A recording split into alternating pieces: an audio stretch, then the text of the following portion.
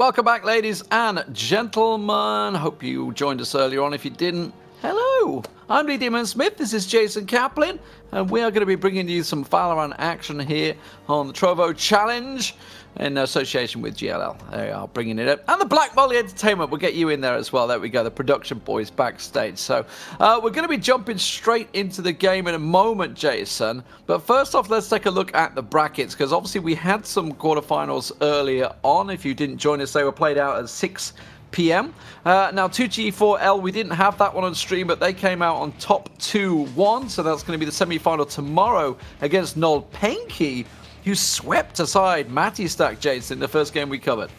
Yeah, that was nice. It was good to see. We had a close first game. I mean, it went to pretty much the brink. In the second game on split, unfortunately, not as close. However, I am looking forward to our next match, because it's still yet again going to be a battle of the ex-CS players going head-to-head here, Demon.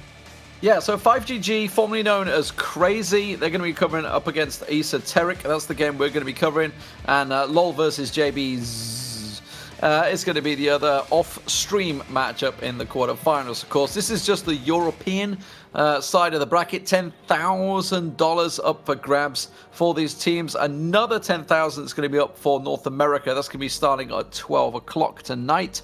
I'm not too sure exactly what it is. I think it's like 1 p.m. Pacific, if I'm not mistaken, but a little later on. But anyway, right now is where you want to be here in the Trovo. Thank you very much for joining us. If you're in chat, if your mates are not watching, get them in here. Get them in here and watch. So, Jason, talk to me about 5GG. They did play against as Crazy the other day. They lost to Fabricant, the eventual winners of Rise of Titans, just the other day. Yeah, so they're basically CS players yet again. 4 CS players except Doma, who's more of a Fortnite player. Xers, he played for Movistar Riders, Team Heretics. Xeon, he played for Existence. That's more of a Spanish team. And then Elosa, he actually played in ESCA MDL League for Royal Bandits. So they have a lot of past history when it comes to playing competitively in Counter-Strike, which gives us a good idea of how things could go for them here. And then Doma played for Crazy in Fortnite. I think that's where the Crazy name kind of came through. They were were not actually contracted by them. I did ask about that. So they're just playing under the banner, but I think they've kind of taken away from that since they're obviously going under 5GG now. No idea what it means. No clue. I'm assuming it means like 5 good games. You know, like everyone says GG in the chat after a match. But from what I can see, I mean, they kind of play a little bit of everything. They said they play all the maps. They don't really specialize in anything in particular. I'm not sure if we're going to be seeing Jet out of them like we saw Vax earlier on. But kind of, you know, CS team. I'm expecting them to pretty much know how to play the game. It's whether they can work their abilities together and obviously read the game correctly. And of course, they're up against an all-English lineup, which generally doesn't bode well for us in esports. I knew you were going to say that. Never really goes well, but we'll see how Esoteric can do against them. I don't know a great deal about Esoteric myself. They didn't take part last weekend, at least I know that. I haven't delved too deep into where they've been in maybe under a different guise in the beta, because it's early days. They said they played, I mean, professional, like CSGO semi-professionally. They won some UK LANs together, and they played roughly together for about 4 years of time. But Meta on their team actually played a relatively high level at Overwatch and Fortnite, but didn't really break through into the professional levels. So they're kind of, well, funny enough, both these two teams in the maps we're going to get, they're extremely comfortable on them. As you can see, Ascent can be the first one. We have Haven to come up second and Bind to come up third. So this should ideally on paper be a pretty close match. So we'll try and get a feel for who's playing what as we get underway here. We are starting off on Ascent, as you can see now. We had a pretty one-sided match last time we covered this 2 days ago in the Rise of Titans tournament. We'll see how it levels out, whether that was just the team. This time, it's a very different story, because I'm immediately seeing some strong mid-control push here by the attacking team. Now, Mana's going to be the man that will peek out first on the Sova. It's going to get himself the information out there so you can see exactly what's going on. Whisk going to peek out, get Sion down straight away. And it is going to be an instant mid-cover. It looks like they're going to rotate over to B. Quick transition through the Gelato house. Shockbolt going to come through, and well, Doma's been able to do some decent damage. However, Mena's going to respond, and again, the Shockbolt, I think, has done some decent work, except they're being flanked from the backside. Variance, again, using that dismiss to get some information. The last player's going to be tucked away in sight, and he's going to fall. And Esoteric will take the pistol round. They only lost out on 2 players, so really not that bad, considering they barreled all into the B site. That could have been way worse. So Mana on Sova, Variance on Reyna, Whisk on Omen, Aussie on the Brimstone, and is it Romeo? Romeo, isn't it, on Cypher for Esoteric. I'll get the 5GG as we go. But it is the first round. The first pistol round can be important on the defensive side. We saw I think we've got it, wasn't it? 10-2 defensive side. We saw it was very one-sided. So hopefully it won't be as bad. It is going to be a B stack this time. And it looks like they've invested in it. Some stingers are trying to catch him off guard. They're straight through that cyber cage. And of course, those trap wires are going to catch him out completely. Elos is going to be the first to fall. Machina's able to get in towards the side. However, they do have the control, but it's whether or not they can maintain this because Whisk is just spamming away in towards that staircase. 2 alive. Spike should be planted here. That's a 2-on-4, and we've seen teams really struggle to defend. Yeah, this is going to be tough to call. They're just waiting for Brimstone to get around B, and then they're going to push on it. So it's Machina at the back on Sova. Going to try and pop the shock dart out, but he's about to get rushed. In comes the paranoia straight away, but he takes Whisk down. Gets the Leer, but he can't get the man. As Aussie and Variance comes in and takes Xeon down. The defuse will come through. And the Force does not pay off. I don't know how much they invested in that. We didn't quite get a glimpse of the money. I was looking at the names, really. Okay, so they're fine to probably be able to rebuy into this round. Not the greatest, though. So they kind of force for it. No, it will be a save. Okay. Yeah, they don't have the money to buy. As far as you haven't noticed yet, no Sage. Yeah, 0 actually, that's Sages a good point. Both teams. 2 Sovas, which we didn't even have in the previous matchup. Yeah, Sova can be a beast. Sova, Brim, or actually Sova with like anyone that can smoke, or even on the enemy that can smoke too. Again, use that owl drone. Helps guide your teammates through pretty cleanly. I think they realize, well, B site, it's going to be tough to just charge straight into. Again, there's no Sage to slow you down. There's no Sage to wall you off. But those trap wires, it almost guarantees a first kill. But we are seeing, again, mid giving up completely to the enemy side. No even challenging courtyard, funny enough. And it's kind of a split 3-2 for the attackers. Was it Fabricant we watched on here? It was, wasn't it? It was Fabricant we watched. And they didn't even go for mid-control either. There was no challenge. They just quite happily went for the 3-2 split. 3 on the A and 2 on B for the retake if they must. And a fairly passive B defense at that, which did pay off for Fabricant. We'll see. It seems to be working for Esoteric so far. We are seeing the 2 probing attackers here on B site. But Exus is going to get through and get Aussie down. So the Brim followed off. They're just going to rotate away from that one and see if they can draw the attention. The Spike moving its way over towards A site through mid as they use the Dark Shadows to give them the cover. Well, I mean, the A site's been completely ditched. Well, very. They got a Reyna flanking him from behind. Yeah. I mean, he's got a Spectre. It's not going to be good from range. He's going to have to hit some pretty solid shots or at least close the gap. And, well, Cypher's going to spot him out, but that's the first kill. He's going to try to stay near that orb to use. Going to use the dismiss. Machine's going to take down Whisk. That was over again towards shores. They're going to push straight in towards the A site. I'd imagine they're going to close the door. Yep, I hear it going down. And now they're going to have the 4-on-3 after plant. And the ultimate's up. Don't really know if the weaponry is going to be great here. I mean, yeah, they'll have the range advantage, but they don't necessarily need to play at range here for defending this. I do wonder about that door. People focus on it so much, but it's so easy to just break down. Okay, Aldrone going in. Give him the information where the player is. Now, that was the man on site that gave it away. Romeo should be able to pop around here. There's one down in Hell as well, as Machina will go 1-for-1. Xeon down there. Does try and get the spray down. Machina, though, will be the one that gets himself the triple.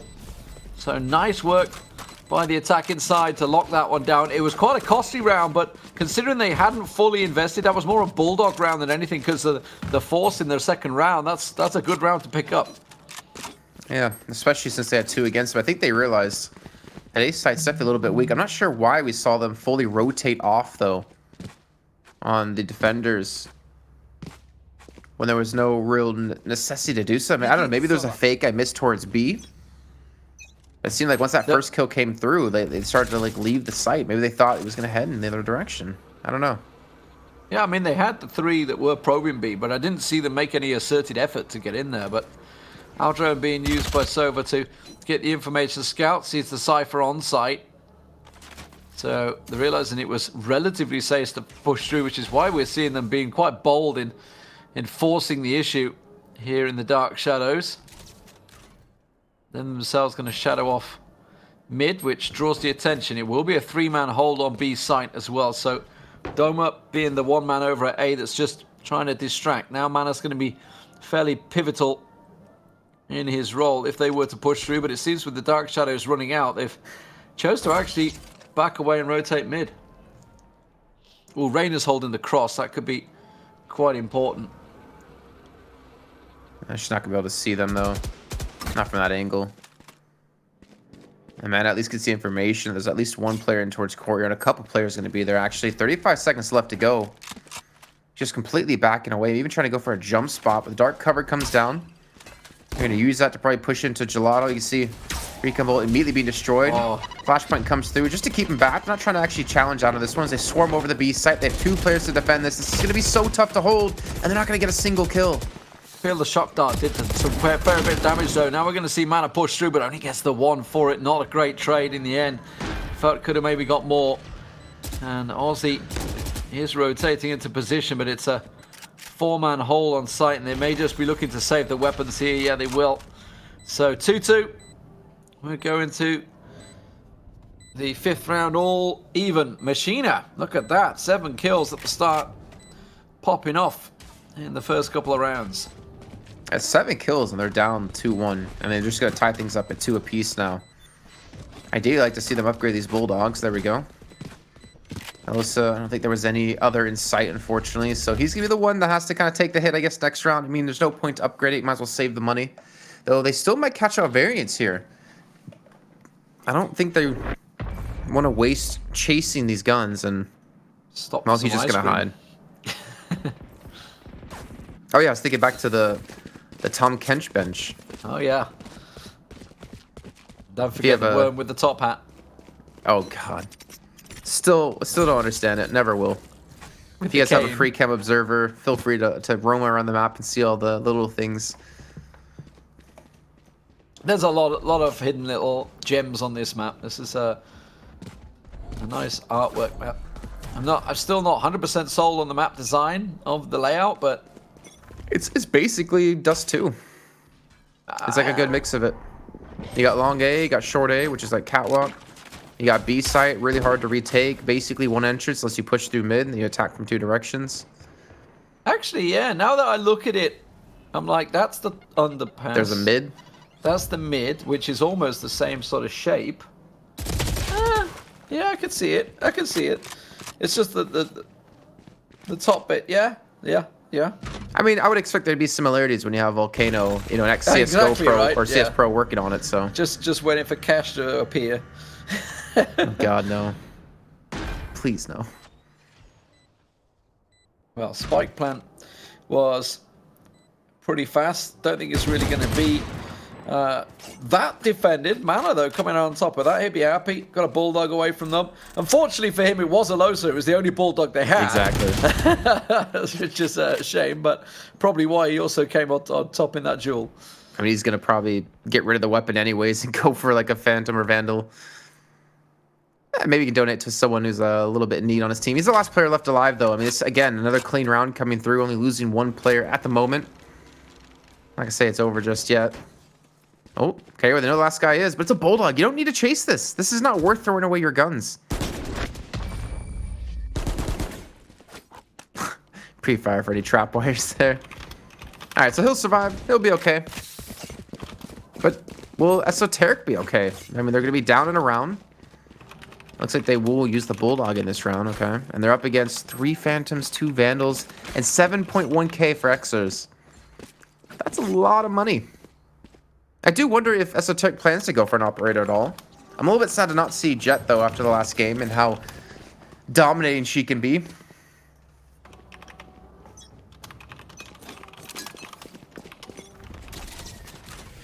No Brimstone for 5GG, too. So they're really depending on only their Omen and their Omen alone to give them smokes.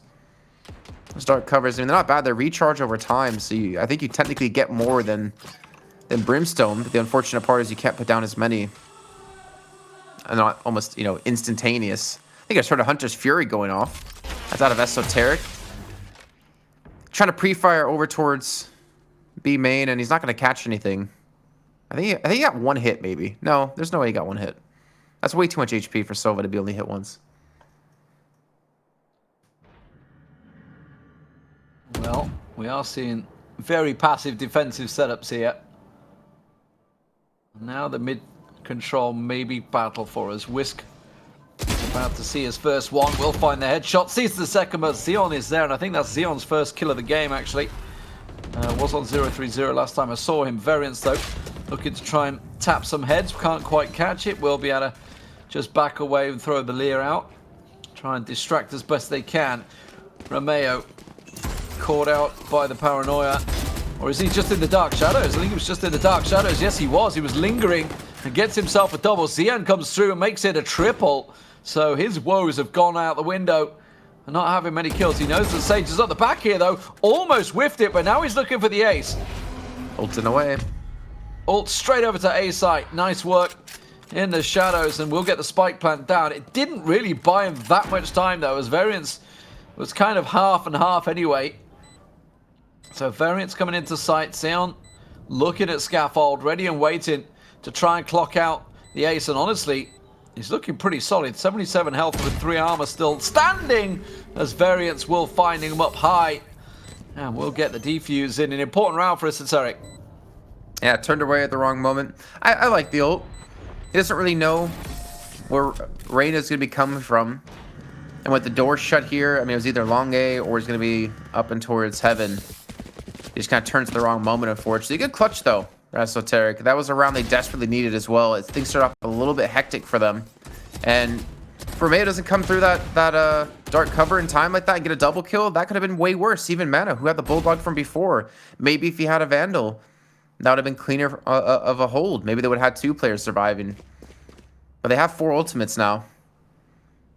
So this could be the 4th round coming up on the board. I'm trying to see if there's maybe an operator coming out. But of course, the spec mode's still a little bit glitched. No operator, unfortunately. Even though there is money on the side for 5GG. Send the nail its way. Okay, so if he hits a dart with this, you're gonna see him ult. I almost guarantee it. But he doesn't. Okay. Nobody showing for him. Maybe some false information. They are stacking up, and look at Whiskey's ready and waiting. I think that's Variance tucked in the corner, trying to get out. The Hunter's Fury will get chased down in the end by Exus. Whiskey's still waited. He's waited in the dark shadows, so let them all pass. Ozzy's going to back away. Does have Orbital Strike available. He may be looking towards the sit, listening for that plan. Cyber Cage goes down. Oh, Shock Dart came in onto him as well. So just a little tap on the side as everybody rotates. They're really holding, very disciplined here for Esoteric, but have they waited too long? Wisp finds Machina just peeking around the edge of the shadows. And now his support comes through, but I think that door has still been left open. Here's the Orbital Strike going down. Doesn't force anybody out. Romeo will catch Dorma down, though. Spots one on the back. Looks towards Hell. Gonna go try and stick the defuser. Losa's got mana down, but he's sticking the defuse. Romeo comes in, and the defuse will go through. Esoteric do a really nice retake.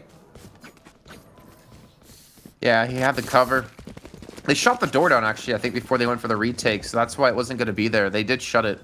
Actually, it was Variance who went to shut it, but he got hit with the Hunter's Fury and then finished off by Xers. Tough times. I mean, it was a really good retake coming through. Whisk, like, he hits a couple of amazing shots. And Romeo, again, like, he's starting to stand up to me as being one of the better players on Esoteric. Not one of the better players, one of the standout players, I should say. I don't want to be negative to the others. We saw his hold towards B before. He pushes through the dark cover, gets 2. This time he covers off the diffuser. And Whisk is just playing more of a floating role here, trying to decide which side he wants to head towards. All the Mana fans, they're loud and proud in the chat. Trying to give the support to their team, but at the moment it's a pretty tight run game. 4-3. Esoteric with a tricky defensive setup at the moment. It's going to be another A hit. I can see the Owl Drone going in. Will he be able to tag anyone? They don't really have too much available. The Rolling Thunder's ready to go. And I'm just wondering if they're going to chuck it on site, but I don't think they got too much information. The door is down at the moment, which is going to delay this attack, this 2-pronged attack. They may even try and rotate through heaven. Whisk tosses out the Paranoia. I think he hits his teammate, actually. I think he hits Variance with that. Oh, Boombot, they're going to use that to lead the way, and Xers again. He's so good at getting these frags. Just that small little distraction. It works so well. And as you say, Dormer with the entry. The spike, though, was left a long way back, so they've had to go back get that from Gelato, but it doesn't matter when Zeal finds Romeo. And we're looking at a 4-4 here as Mana, the last man standing, has to pull off a wonder 1v4. They are either side posted at this doorway.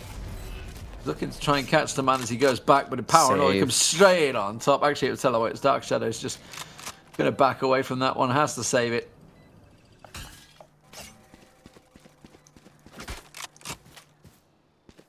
Yeah, I mean, you're going to have to... There's one that should be able to buy, too, because they won the last round. I don't really think they're going to get that much income. You can see Romeo, he's below 1,500. So he's not going to be able to fully buy up the Phantom. Oh, Mana. No, he's not going to expect this. This is dirty. There you go. Doesn't even save that. 5GG route for blood. That's all you can say about that one. They wanted to take that. I mean, you could tell they're CS players there too. Like, they wanted to really hunt those guns down. They realized the power of saving a weapon into the next round. Let's see what they have, though, on the other side. Did they actually go for the full save, or are they going to invest into this? I'd imagine at a minimum, they're going to have pistols. I think a couple players might be a little bit light if they did force up the, yeah, some Bulldogs. There you go. Look at the work that Alosa has to do at the start of the round. So runs all the way over to A, barrier, puts his trap there, runs all the way over to B, barrier, puts his trap down, and now they're off towards mid. It's just poor old Cyphers. They are the hardest working pre-round players, no doubt about it, but it is going to be mid-control once again, going 5GG's way. Yeah, he's definitely not one of those agents you can just sit back and relax with, waiting for the countdown. But hey, those trap wires are super important. So if you're gonna be a Cypher player, you gotta get used to it.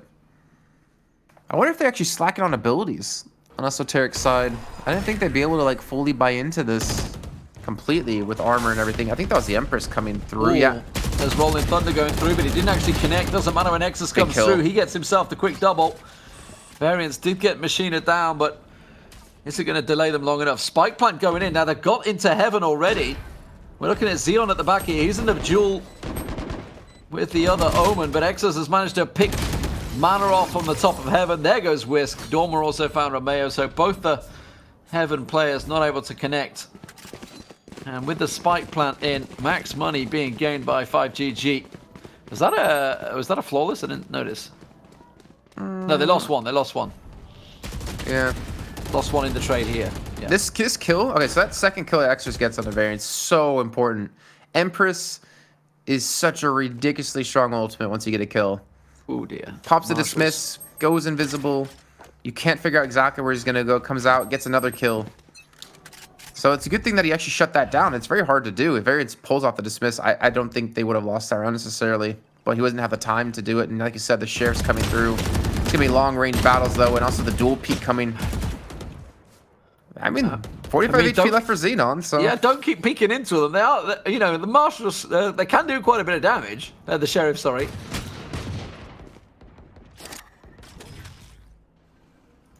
Cyber cage down. Spike's still a long way out from mid. As everybody else rotates into sight. Variant's still there, but just a hope and a dream left, I'm afraid, with the 8 health. And Alosa will find him. And now the last man is coming through mid. And really just looking to try and hoover up a gun away from this one. Romeo, not going to happen. Machina takes him down. 4 people surviving again. They have to have some, like, insane money on the attacking side for 5GG.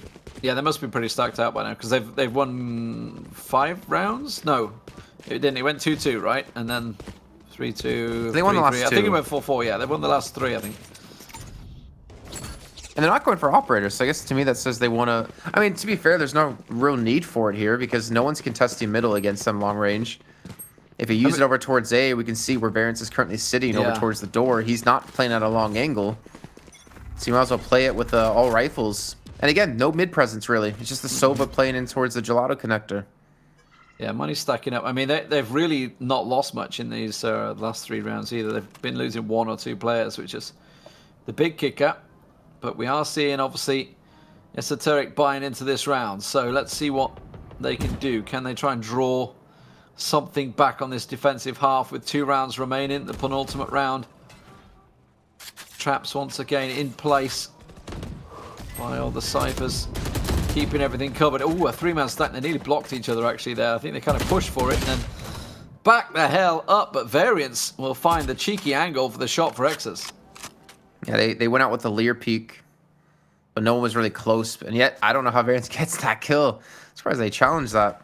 They still have the spike, though, and they still have Cypher slowly making its way in towards the B position. Sova's pushed up middle. Machina, I mean, he's now going to know that there's Omen in spawn. And he's going to hear quite a few different people rotating towards B. I think they're going to make the call to go back towards A unless they don't have the info. Yeah, you see them running straight back towards middle. Variance is up to him to hold on to this. They're going to come straight into courtyard. He has an opportunity to get 2 quick kills. And more importantly, get the spike down. 20 seconds left. They have to continue to rush straight into this. He gets the first and the second. Esoteric, they're going to win that round. Nicely done for Variance, holding that mid position. It can be strong if you make it work for you, and Aussie will finish the round. So they get themselves that important 5th round. Now, can they close it out all square at the half? They certainly have enough, obviously, to both be coming into this one with a fully bought round. Both teams will be stacked up. Will it be, once again, another A hit? The A hit has been working so well for them. I would not be surprised to see it. They can see them at Gelato at the moment, but a lot of pings down mid for Esoteric. Are they wondering maybe going to push Whisk out that way? I actually don't know whose pings those are. I don't think there's different color pings on the minimap, is there? For attacking and defending? So. I think it's the same color. Yeah. Riot, please. Help us help you. Oh, that's a nice orbital strike. It's going to catch the Sova off guard, and Aussie gets shot in the back in the end as it forces him away. So, nice start to the round, and then they immediately rotate. They know exactly that they're going to be pushing this way. So, Aussie's ready.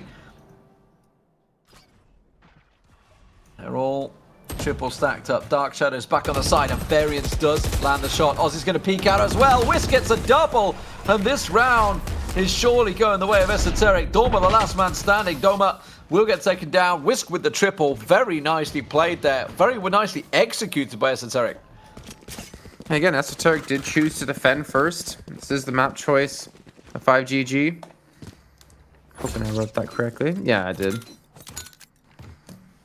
It's 6-6. Yeah, not bad. It's not quite as one-sided as we saw with Fabricant, but then again, that series kind of felt one-sided. It ended 2-0 in the grand finals. I'm just curious to see how Esoteric's going to play the attack now. I mean, with the Brimstone, you have a lot of smokes. Compared with the Omen, you have a flash. With Reyna, again, no support, no walls, no heals, no slowing out of Sage. And Variance already having a strong game, 10 kills. It looks like they would have challenged early off on towards short. They have one player towards long, another player towards the top of mid for them. That's going to be Cypher. At the same time, it looks like a Sova on 5GG side is going to go for a challenge too. He's going to be blocked off, though, by the dark cover. So Machina just backs away. It's a Variance that's looking like he's going to be leading the charge along with Whisk as they push towards the Dark Shadows. Now, a couple of hits went on them there. I didn't see who it was from, but Esoteric took some damage, and obviously no Sage on either team. Not going to be able to top that off, so Variance coming in. Oh, that's nice from Exus. Does get caught with the Lear, though, straight away, so just going to try his luck. Meanwhile, Machina will find one with the shock dart. Gets it around the side. Exus, quick aftershock through. Can't quite manage to catch them, but it does enough to delay them. And that's what he was looking for. Alosa peeking around. Mana down. Nice headshot comes out from Aussie on Exus. Quickly tries to push onto the site, but the blast pack does the damage from Doma. And Alosa comes in to clean up. And it is a defensive round for 5GG that was really well played. I mean, that's one of the big differences, is that we have Cypher towards A and not the B side here for 5GG on the defense. They're playing like a lot longer angles too. If you think back to Esoteric, they would like put 3 people towards short, or at least keep Reyna towards short, played by Variance. You're seeing the Cypher play a little bit further back. It gives another off angle to fight from. The door wasn't closed either to block them off. He almost was greeting them, like saying, hey, come on in. Come to this A site. And now we're going to see a rush towards B. That's all this is going to be. Classics. They're not investing any money into this round. Shells catching. Going to be the spray down from Sion. That's not going to work out, though. Went down in a hail of classics, but in the end, the Ghosts come out on top. Now, did Machina just save that and look for an op early? No, he had a Marshall. Oh, he had a Marshall, did he? He bought Okay. up. I think now he's going to try to save, though. Okay, no, he's going to go for Phantom. Yeah, I mean, I don't really expect to see an operator, considering the way There's no 5GG mid-control, played. right? Nobody bothers with mid-control, so it's all close battles. Yeah, I think we have to see how Esoteric attack. I mean, it's also very early days for this map Yeah, as, as a tournament play, so it's going to be time for the meta to develop. But a lot of Spectres, by the way, I just saw there. Despite the fact that 8-6 up, still holding the Spectres, so going for that bonus a little deeper. Seeing if it can work for them. I need to double check this, but I'm pretty sure they don't even have money to buy up like that to the next gun. I think they're kind of stuck on that, which is kind of unfortunate. I think the money system in the game still needs to be fleshed out a bit. It's kind of weird that you win the first 2 rounds and then you're punished in the 3rd round, that you can't even fight on equal footing, you know? That's kind of odd. It's kind of like in CS right now where pissed around. If the T's plant the bomb and the CTs win the round, the T's have the better buy. They have AKs and you have, well, not M4s.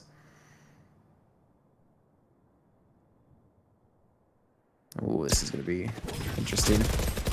They have the cage trap around the side, but it doesn't matter. They just rush straight through. It didn't seem like it triggered quick enough. I don't know. They were kind of through it before it triggered, so they'd already pushed through. Whisk will get Sion down, though. And that bonus round has kind of not worked for the Mexas. Just spraying through. Does get some damage down on Aussie, but Aussie punishes in the end. And Machina, the last man, will just back away and save that Phantom. I think one of the only 2 Phantoms they had. So they should be able to buy into the next round. 5GG, as I say, they did keep 3 Spectres still going into this half, this round. But scores, 8-7, still very tight. It's Orbital Strike up for Esoteric now, too. It feels like we've seen more teams saving in this best of 3 than we saw in the other one. I think they're more crazy, more yippee-ki-yay, charging straight for it. Oh, be careful! 1 kill is not worth you losing that gun. All right, so he'll maintain it. 5GG back on the full buy. Now again, the question for me is, will we see an operator coming out of them, or will we just see most of the Vandals and Phantoms? Yeah. Oh yeah, I don't think we're gonna see an operator this whole map then. At this rate, seems to be pretty common, unless it's a real specialized player. I don't seem to be happening.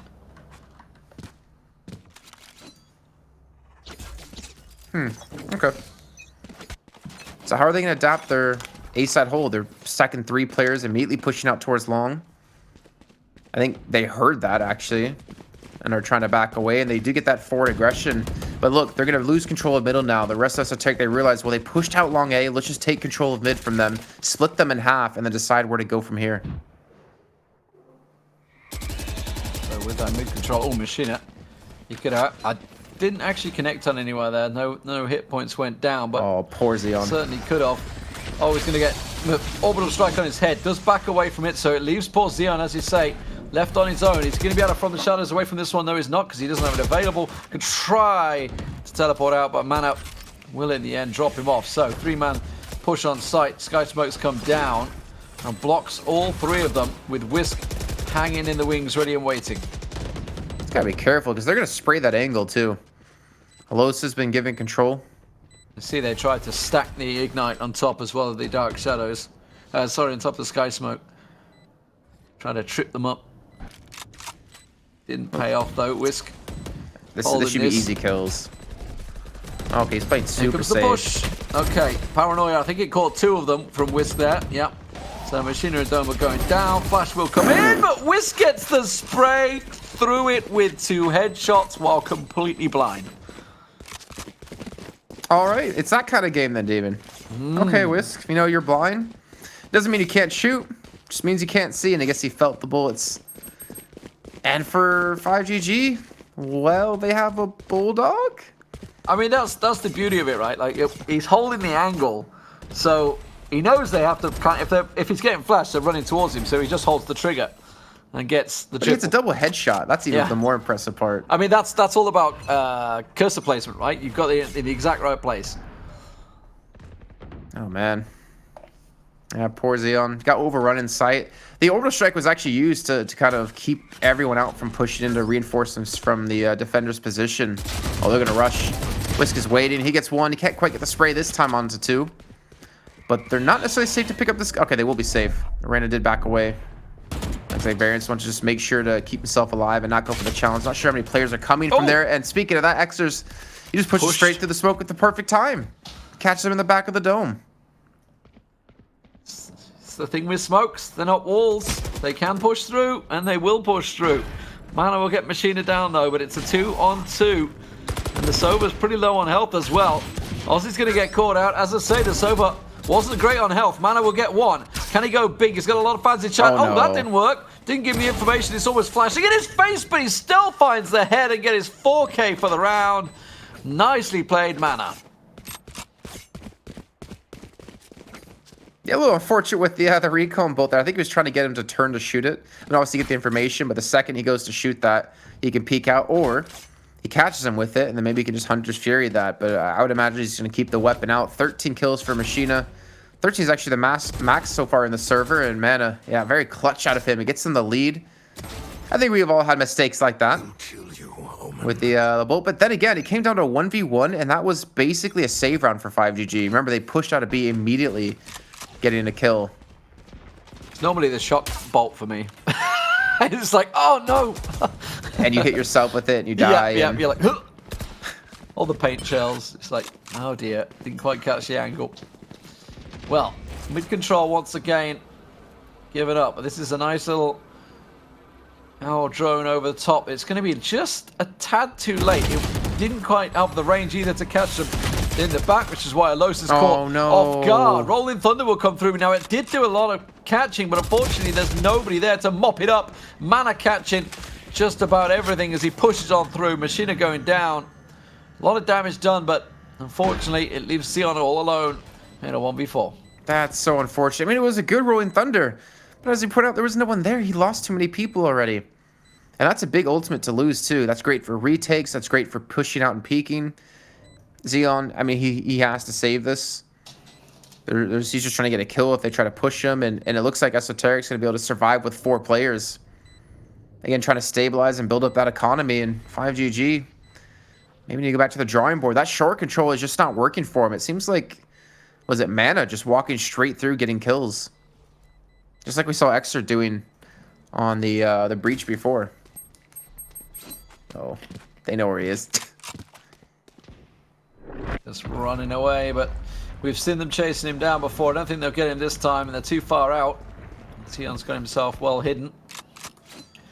We're just about to come around the corner, but as I say, just a little bit too late. So Esoteric, their attack seems to be stacking up nicely now, and you can see, economy-wise, it's not great for 5GG. Pulling out anything, actually in debate by the looks of it. I think, yeah, we're going to see Xeon obviously with the Phantom because he saved it from the last round, but X's is going to force the Spectre. Takes him to 1200. I thought that was a little too low, isn't it? Doesn't he want to stay above 15? Normally, yeah, because then you can buy up the armor and you can buy up the rifle, but you also means you can't buy up abilities. But I don't know his current state if he has everything on bought up already. Oh, all right. Just gonna shroud step away. Shrouded step away. Easy to say. They're using the layer to get control, but I don't know why they're not fully going for mid control. I kind of understand you could be flanked from the back, and there's a lot of angles to check, a lot of smokes that cover up wide areas, trap wires as well. But, well, speaking of it, they get 2 kills. Doma respawns with 1. Xeon's been spotted out. He could be rushed out, but they're all backing away to go towards connector. They get the kill on a Doma. That was for short. Xeon pushes and gets 1 and a second, but he's completely blind. And Whisk will close it out. 2 players survive, and Esoteric now 2 rounds away from taking the first map. Looking good for them, isn't it? They've turned the attacking rounds. And really it was about just holding those initial defensive rounds for Esoteric. They managed to get the 5 on the board early on. And then close it out, the 6-6. And now once they've been on the attack, they've kind of had this one nicely stacked. It's going to be a rotate all the way over. Looks like it's going to be the big A hit unless they just go for that mid control and continue. They haven't done...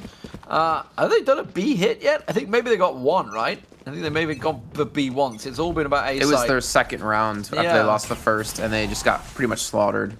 going in towards B, but there's going to be a slaughter going on. I don't know which side, though, and you can see the big push towards long A, and they're prepared for it. They get the first 3 kills. They're going to continue to push off the back of this. They still will have Machine, I believe, on the Sova, still near the site. Hunter's Fury coming through, but you can see he's not aiming in the right heights. He doesn't know the full layout of the map just yet, since it is the newest one through.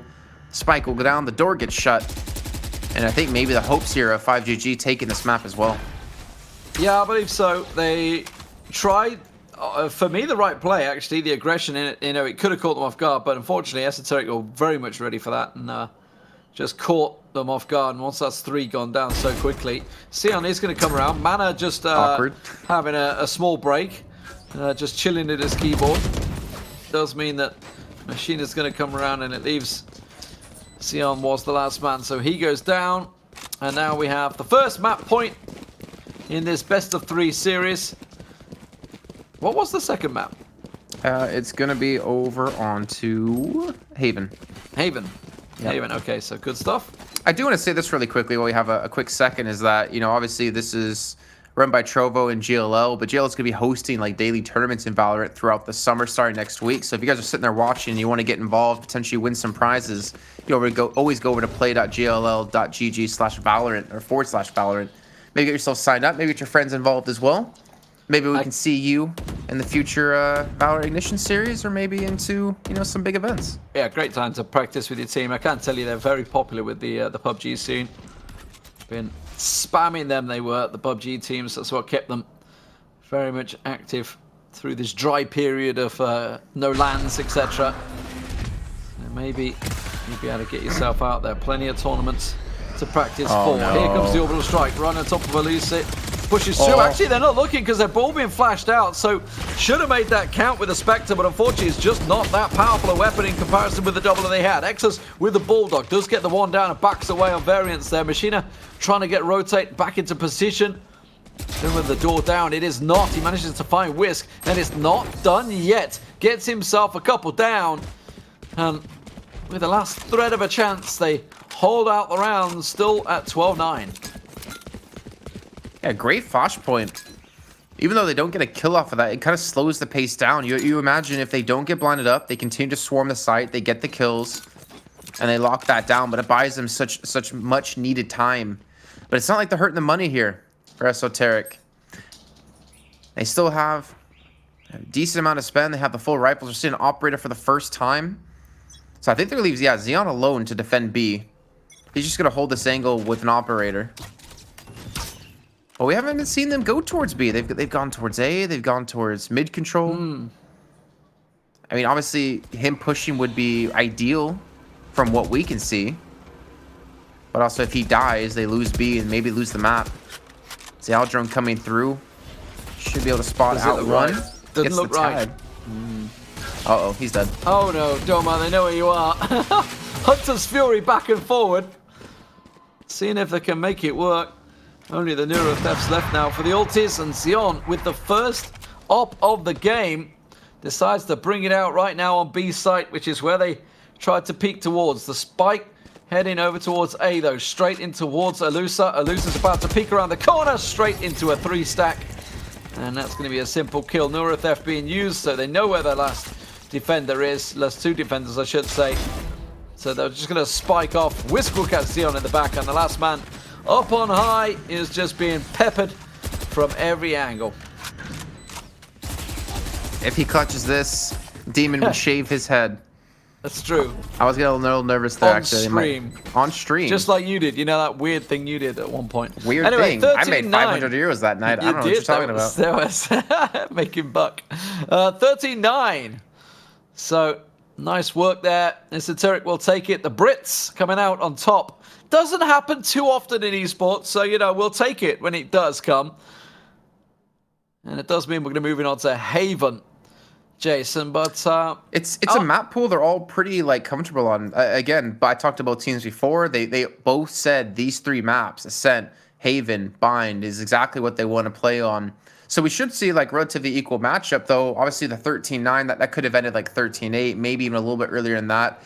I do worry a little bit for 5GG, but it's not over, and that's one of the newest maps. I think most teams probably haven't practiced it too much, unless it's one of those sneaky picks, right, that you think all right, well, there's no way they're going to pick it because who's practiced it, but you have it like, up your sleeve, that ace up the sleeve to really pull it out and get you a big win.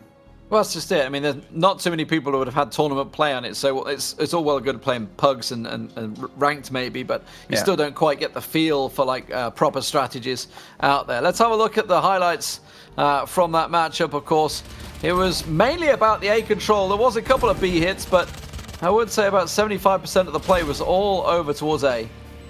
Yeah, I mean, it is one of the easier sites to hit. Again, you have a couple different angles you can play from, like technically 3 different ways you can get in there. And they seem confident in their shots. I mean, they had a lot of smokes. You saw how many dark covers were being used consistently out of both teams. I was a little bit sad not to see Cypher played more towards A, though. I mean, there's a couple of cheeky spots you can use for the trap wires. Like we saw some of the Haven at the A site where you can maybe use the Sky Smokes to your advantage and the Cyber Cages on top of that. But Whisk, seen always be at the right place and generally the right time. But again, individual players been able to pull off clutches, albeit with some missed abilities. You know, look past that because they won the round anyways. Close game. Oh, he was lining up the shock bolt. That's what he was doing. Right. Oh, he thought he was asleep, just like sitting there. Yeah, no, I didn't see the arrow come out, the bow. Just taking a quick pee break, you know, just while his team like, wins the round. It's easy, boys. We got this. We got plenty alive. No problem. Yeah, if we finish this up quick, I get back to the back to the pub and get me a pint. Get his ranked. It's not open yet. 4th of July. Guys, UK Brits, don't do it. Don't go there. Don't get baited by that 4th of July pub opening. I know you're all going to do it. Anyway, speaking of breaks, we're going to go to one. When we come back, we'll be moving on to Haven. Will Esoteric take it 2-0? Or will 5GG come back and take it to a 3rd map? See you in a minute.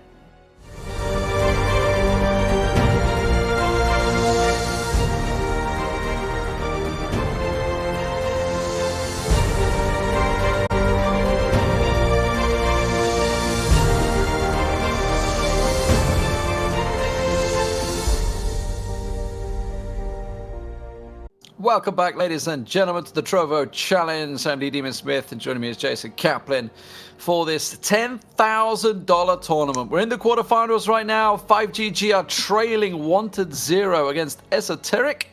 And next up, Jason, is Haven. I feel like I want to be like really mean and talk about like UK when it comes to esports, but I feel like, they deserve one. Throwing and all that lot. We get so close and then we just fall apart. Well, we'll see if the egos, can be put aside when it comes to teams. That's typically what breaks a UK team apart over in CS. Just put your hand over the camera and then pull it away, and you'll be good to go. Don't worry, Lee. It's all right. I got this sorted. It's the autofocus has kicked back in. Put your hand in front of the camera and then pull it away. Or I just do that. I liked it better when it's blurry. Now you get to see all the wrinkles in my face. Well, there's no wrinkles. You're young at heart. You're young in the face. The hairline, it's sticking there. I think it's been holding on. It's been holding strong for like the last 8 years that I've known you. Longer than that, mate. This has been the same for like 20 years. It's been up there. It's creeping, but it's not going. So it's all good. Slow creep. It's a slow creep. So moving on to Haven, going into our second map of the series. Again, very attacker-heavy map. Though we do have most likely 2 ciphers coming into play. Thinking back to was it Meadow we had in the Rise of Titans series. It was really cool to see how Cypher was played out towards the A site, kind of putting your camera in an awkward position, using, again, enemy smokes to your advantage. Use those cyber cages as well to create opportunities with your trap wires when the enemy team doesn't have a raise, and we're not going to be seeing it. We're seeing a mirror comp. Well, now we've got, I'm going to say, double Sage, double Reyna, double Cypher, double Sova, double Omen. So it's a full mirror comp, full setup. We are getting the double Sage. We didn't even have Sage in the last game, but here we are, obviously bringing it onto Haven. It does suit Haven very well. It's one that's everybody's got used to. This is a very aggressive defense. It's going to give the information that they need to get their asses hauled over towards A site. Are they going to continue pushing? They are. So the Reyna's going to keep on pushing. No, they've decided to back away. But the probing on A site didn't net them anything. And they may actually rotate into this. It's going to be a ring around the roses. Everybody rotates each other. I mean, they pushed for some early information from that. That's the upside. However, they didn't really gain much information in the end of things. Looks like they're going to I mean, it's got to be a C hit. Like, this is a 3-2 split. Like, this is super Counter-Strike based, 100%. Lear comes in so they can get into double doors. They have the control. Doma has to be careful, though, because he's all alone. He can't really move quickly. You can see the slow orbs all around the site. Xers gets one. Doma gets one before falling out, and Xers gets completely blinded out by the paranoia. And Ozzy picks up the 2 kills. I wanted to go full Australian there, but I know he's not Australian. And they will have the spike plant, so it comes down to the 3-3 retake. Ooh. Oh, they see, get all the information that they're both around the backside of boxes. That's a nice spike from Mishima. And he gets himself the headshot as well. Wisto come around the back. Here's the defuse come in. What a flick on Alosa. But now they pulled off the bomb. Doesn't matter. Sion will take him down and the defuse comes in. Beautiful flick though. Show me that in half speed. Show me that in half speed. I gotta see that again. That's insane. That's like full aim trainer, Kovac aim trainer, whatever you want to call it. That was, that's so dirty. That was like so perfect. Ridiculous. It's a shame he didn't clutch it out, because if he did, that would have been like, for me, one of the greatest plays I've seen in Valorant so far. Oh, interesting. Okay. Second round, full frenzy. Oh no, Variance is having none of it. He's saying, I'm sticking with my classic. I'm not buying it. Everybody else, though, go frenzy. So this is going to be a rush on a side. It's because they got the spike plan, I guess. Yeah. Take the little bit of extra money you get. They're going to rush straight in towards B. They're going to wall off one of the sides. And they're going to look to just spray them down. And there you go. Already the first coming through. Machine is going to run out of bullets. It's a 2-for-2 trade. Extra's there. He takes down the spike carrier. They're going to rush him down. They're not done just yet. The C site's now open. They're going to get another spike plant. And it's coming down to the 2-on-2. You love to see it. Now, the question is, did they collect too much there? You can see Romeo's got the Marshal. So he can back away down long, which is exactly what it's going to do. Mana gets around the back. He's got himself a triple. And now Sion, the last man standing. A full thrifty coming out here from Esoteric. I don't see Sion coming out on top of this one. He's going to shadow off. On site. Oh, okay. Do you know where you planted it? Do you know where you planted it? He's in there. He's in there. The shock dart came through. He backed him away from it. But he's still full health and he got half the hit points off it. Joey's going to get the spray down. Sees the second. Oh, couldn't quite make it count. And Mana gets himself the 4K. So close from Sion, though. That was a round they shouldn't have lost, though. That was just a full-on sprint. They left the spike. Someone get the spike. Someone, please. Spike. All right, there you go. So they rush straight in. I mean, Mana gets 2 big kills, and they continue to charge towards C. I was expecting them to just plant on B, get the money, but they had a better idea. They know there's going to be 1 player left to defend as they got 2 kills over towards B. And they overpower him. Down the rotate from the A sites even longer. They get time to get set up. I'm amazed, though, that he doesn't just stick that defuse. No one shot through it. He got it already halfway. He was almost finished with it, but he falls off. And, well, now they have the weapon advantage. Yeah, the man advantage. The machine is going to fall. That's over towards double doors. He dies in the window. And you can see Esoteric just being very cautious about how they want to play this round. And why is he so? Got themselves a really nice netted round there. So go the full speed, put the brakes on, and now slow things down and work a real angle. As we can see, nobody on A site, so this should be a really easy walk in. Just the Reyna rotating round. And, wow, that's a nice dark shadow right on top of heaven, exactly where he was going, so we'll put everybody on site. And now they're going to try and wrap around. All 3 of them going to try and go through short window. Okay, Whisk sees them, so all the information is now gone away from him. He may even get a second down, he won't get the third. But it is just pistols to hope for the retake, so you've got to assume. I tell you what, I was going to say, everybody was running away from sight. I was like, oh, Doma, that's a nice hit. He must have done a lot of damage to Aussie there, but will be fine. Just heals himself up. Job done. Exus goes down and round goes to the Brits. Esoteric. You know what? I mean, it was against pistols, obviously, but I got a good feeling about him here. I think there is a potential for the 2-0 for them, just like we saw in the first game. Just that second round, that was... I haven't seen that yet. I started to see there's still some innovation the frenzy going rush, on. yeah. Yeah, I mean, it's like a pug strat, basically, but it worked. It was all because of the first round plant, too. Like, there was no way they were going to invest that money into round 2 unless they got it. And they took what they earned extra from the first round and threw it into the round, and it worked out. And now they have a big advantage. It can also be one of those things that if everybody doesn't commit to it, it will just fail miserably. You know, to just keep rushing, like get the kill, keep rushing, keep rushing, keep rushing, like clear calling maybe, to just keep pushing through. Aldrone doesn't net too much. Ooh, Doma though gets through and finds mana pushing through double doors. He'll be able to heal up from that one as well. As Whisk gets into sight. Alosa from up on heaven finds the push through short. Holds them up, went fairly passive. We've seen some very good Cypher defenses here. Romeo lays down the lay of the land. The camera's still in there. Now is that's the defensive camera, right? That's still up there? Or was that the there's attackers? 2 cameras. I think it was, yeah. So they've still got all the information given. Alosa's just sitting back, and that's just laying all the information, one on short, one on long, exactly where they need to know. It's dead now. They were to pick it off, but they can still see them coming through. Doma, Axers as well. Whisk kills Alosa falling out of the window, and Whisk gets the ace. What the hell just happened? That should never have happened. I mean, he got the triple lined up. They were underneath heaven. All lined up, and I think it was almost like a triple spray down, and then they just came at him one by one. Wow. Do we have a replay for that? I mean, he gets Alosa to kill himself because he was falling out of the window from fall damage. He tags him up, I think it's on the way down. I didn't even see him get all those kills all at once. I was still just distraught from the death. But hey, they get the round, they get the 3-1. He saves the round for him. And Doma, oh man, peeks out double doors, gets a clean kill. That's the Sheriff coming through. And Variance gets the 1-for-1 as Zeon trades out. Just look how far back they are. They're in their own spawn and they're being pressured now from the A site. Cypher just tucked away. Alosa looking for redemption. They're not going to check this either.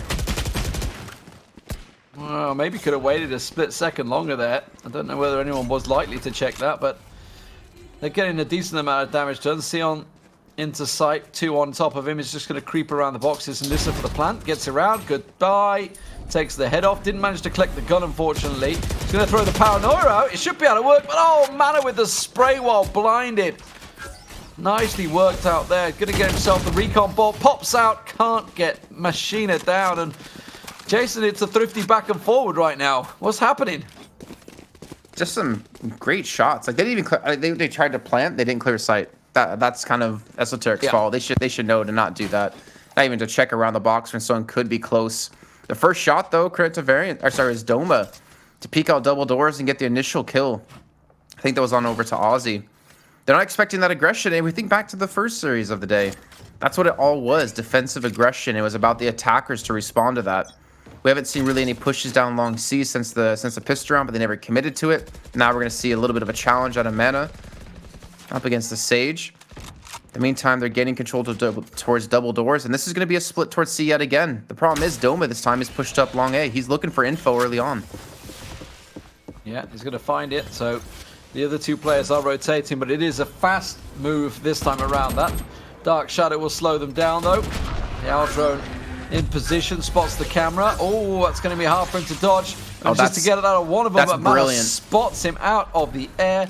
So Whisk managed to avoid it, but it put the Sage in the in the trouble. Well, no, it was a distraction.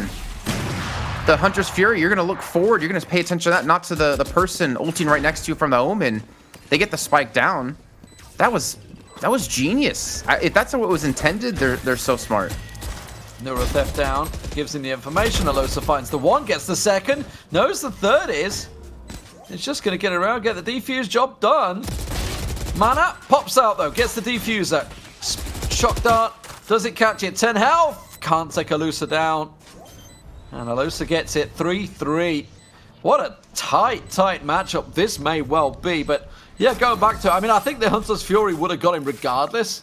But as you say, using the ulti that's from the shadows to get himself into that back corner on top of him while the Hunter's Fury draw the attention. I was surprised he didn't even kill his own teammate there. I don't even know if he can cancel out his ultimate from that damage. So obviously if you shoot Omen as he's trying to teleport in, it kills it and he goes back to where he was. But hey, it was genius if that's what was intended. If it wasn't, then hey, that's a potential new strategy down the line. Operator was safe. Zeon's going to pick this up. We have the Sheriff and the Spectre for Variance and Aussie. So a little bit of a struggle in terms of their weaponry. An early recon bolt's going to spot them out. That was actually from Defender Spawn, funny enough. He has a nice little setup arrow. But it doesn't really net you much info. Because, yeah, you see them there. They're not rushing. They have yet to rush. I mean, it's the start of the round, right? And they're doing nothing. Like, they could reposition anywhere from that point. It is going to be a B play, though. The camera is set up. So I think we're going to see a default B play. Leah will go in, Wall will go in, Spike will go down, but Alosa just holds and waits. Tucks for it. Machina now comes in. Sion gets himself the op shot onto Mana. Takes one of the key pivotal players down. Now they wash in. This is looking like a really good retake. The Lear not going to net anything at all as Doma pushes round. And a simple defuse now for 5GG. They've got the feet under them, it seems, on the defensive half, and that's a worry for Esoteric. If you're Esoteric, what you do is you fake a push towards the site. If anything, you bait out their utility, but they're gonna rotate. Like, they're gonna fast rotate over. That's all they've been doing, is the second they spot out, you know, the spike, they go for the full rotate. So maybe hit towards C, then pull it back towards A, maybe vice versa. Xeon's gonna go for a quick peek towards long, and if they look in this direction, should have himself a kill. I think right now he's actually trying to spot if a camera's gonna be put up on that tree. I'm assuming that spot's still there, though it's mostly known about. And good use of the Cyber K. Okay, I was going to shoot through that from what we saw before in the last game. But they're all barreling down short. There's nothing to stop them from coming through. Doma's going to have the Lear, but if he doesn't expect them coming around this corner, he's not going to have a chance. Oh, this is not good. Not going to check it. Does manage to be able to dismiss out of it, but straight into Variance. Shoots him in the back. Sion peeks out, sees Romeo. Can't get the second tag, but does not take him down. Variance, the last man. They left the spike. And the Aldros just sat staring at him. Shoot the drone. Well, they know exactly where he is, so they hear him hit the spike. Just waiting for him to try and rotate. Look at this, he's already in position, Sion. So as soon as he comes around the corner, he's going straight into the operator. Can he land a shot first? Nope. Sion will take him down, 5-3. 10 HP, just one bullet. One bullet, and he would have had a 1-on-2 and had like 50 seconds left to decide where he wanted to go. Money's built up now. Zeon up to 7,200, 8,500 for a Machina. On the other side, well, I mean, they're just struggling from round to round trying to force up the buy. They have, you know, the full equip here, but they're struggling on their attacks. And it's just a completely different style than the last game we saw. Like, the Cypher's being put towards C as a solo defender. We're just seeing them, like, fully commit on rotations. We're not seeing any... Oh, my gosh. They just pre-fired that spawn, caught him out. Some early damage done. And I think the operator just shot Cypher through the wall, too, from mid. Just lining up those wall bangs. I mean, he did get the arrow there, so he could see them. Guess that's what they're using it for, right? Mm-hmm. He goes for the arrow, gives them the quick information to get the pre-wall bang. Has all been healed off though, so not really any damage done. Just the armor chunked down. So a C play coming in this time around. It's going to put the pressure on the Cypher, who's the sole defender at the moment. Does have the Omen and Reyna rotating his way. So Alosa is going to be holding sight, and the Sage is not too far away either. Go A. Like, this is like they've shown their hand already that they're going this direction. Paranoia has come through. Pushing through a cyber cage. That's not going to work. Alosa just with the spray down. Two of them walk straight into it. It's a simple hold left click and spray. Okay, the spike's going back B though, and Whisk is there to catch him on the rotate back into the site. This isn't too bad, but Whisk, he's got to hit his shots. He needs multiple kills to be successful. That's the first. He's done it before. The wallbang comes in though, but Whisk had got another down. Gets himself across onto site. Nicely worked. Gets a triple. Whisker's doing work here. He's done it before. Got the ace earlier on. The penta ace, whichever you prefer. But behind them, though. They're being flanked. They're not even checking the direction. They're going to hear it out. Getting from both sides. Sion with the classic. Pushes through, but Mana's there. And Esoteric get themselves around back on the board. 5-4. Tip for tat, back and forward. I think you're allowed to call it a Penta Demon. Come on. You did LCS long enough. It's a riot game. Right, it is a game that you can have 6 kills. So technically the Penta does kind of fit in this game sometimes.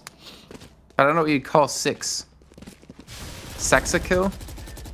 Am I allowed to say that? A sexy kill? I mean, sometimes they It are. would have been. Yeah, Whisk again, kind of huge. I mean, that's what I'm saying. Like, they push into C, but they're pushing into a losing fight. Again, coming through the cyber cage. They just need to fake things out like that. And use that to pull defenders away. And speaking of defenders, actually getting aggressive. This is one of the first times we're seeing this besides the pistol round. And Doma's going to lose out in that fight. This is not good. Already down 2 players. They have the res, but it's going to give up exactly where the Sage will be, showing that B and A are going to be light. Frustrated. He did, what, 140 damage to that. Oh, the Hinter's Fury straight on top of him. Dodges one. Does dodge the second. Mana can't quite finish it off. But look at this. All 4 of them turning their attention this way. They know the Resurrect came back through there. Exa's going to be able to heal himself through that and back away. But do they know about Doma? Doesn't matter. They're going to check the angle with the wall there. And Whisk will take him down. So the Resurrect does nothing. And it actually nets them a chance to attack C-side. Dark cover towards short. Xers, I'm not sure. I mean, I can kind of understand why he peeks, but at the same time, you need the backup. And I think that's even the Empress being used, yeah.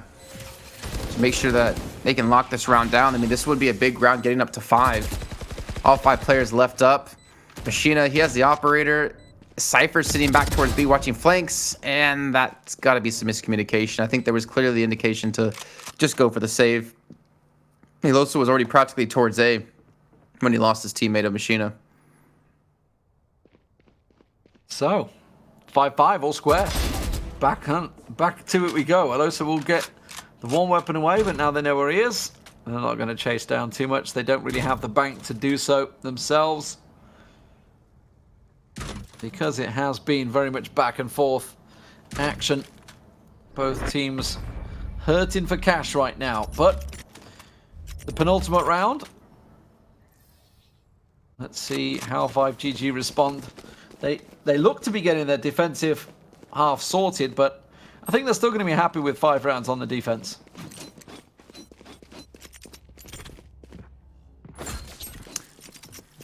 I think they will. I mean, I think they're getting lucky that Esoteric seem to be playing like old meta style. They're not really using like their CS background of like faking a sight hit and then going somewhere else, which kind of surprised me. Considering they played, CS at a pretty decent level. They've been committing towards a C site, quite a few times. The rotations come in very early. If they've had the ability to read into that, they would realize it. This is going to be a trap wire to spot them coming in towards A. They're not going to hit it. They will spot it out. And they're just going to wait for a peek. And I kind of like this, actually, because I feel like Alosa is eventually going to check that angle. But will they be expecting Doma on site? Because he hasn't really been playing there too often. So tucked in corner, if you remember last time, he was tucked in the right side of short. This time on the left side. Everybody is now stacked up. There goes the Dark Shadows. There goes the other smoke. But they do check it's the first place they look. It does mean Alosa gets a chance to get a free shot, but hasn't been as successful as some ciphers we've seen on site. And Aussie, of course, will get Romeo back on his feet using that Resurrect. So now a 3v5 retake's not looking really doable. And don't really have a great deal of many ults that they could use to try and push this one. I mean, you're going to the final round too after this. Credit to Machina, though. He really seems to know exactly where to put his arrows. He has a good lineup for a shock dart, but Whisk is hitting shots. He gets a second before he does fall, though, and Machina is just going to be overwhelmed. I'm not a big fan of the way they're playing Cypher on defense. I can kind of understand the camera up on the ceiling in B above the entrance for the attackers, but they have no info towards A if they're coming there until it's too late. The trap wires are super defensive. And typically, if you keep a camera there, you just kind of wait it out. You let them kind of take the site. You hopefully get an entry kill or two, or you get a kill when they enter the site. But they had no clue that they were coming until it was too late. And the second they get that first kill and they show themselves, they wall off the link towards defenders. And then there's no retaking that. Like, they're going to get set up, spike down, get a comfortable position, and they'll look to defend. Well, it's aggressive play on A site, so they've pushed down long, which has given them the information they require to get their butts over towards B and C. We can see double doors under pressure with the...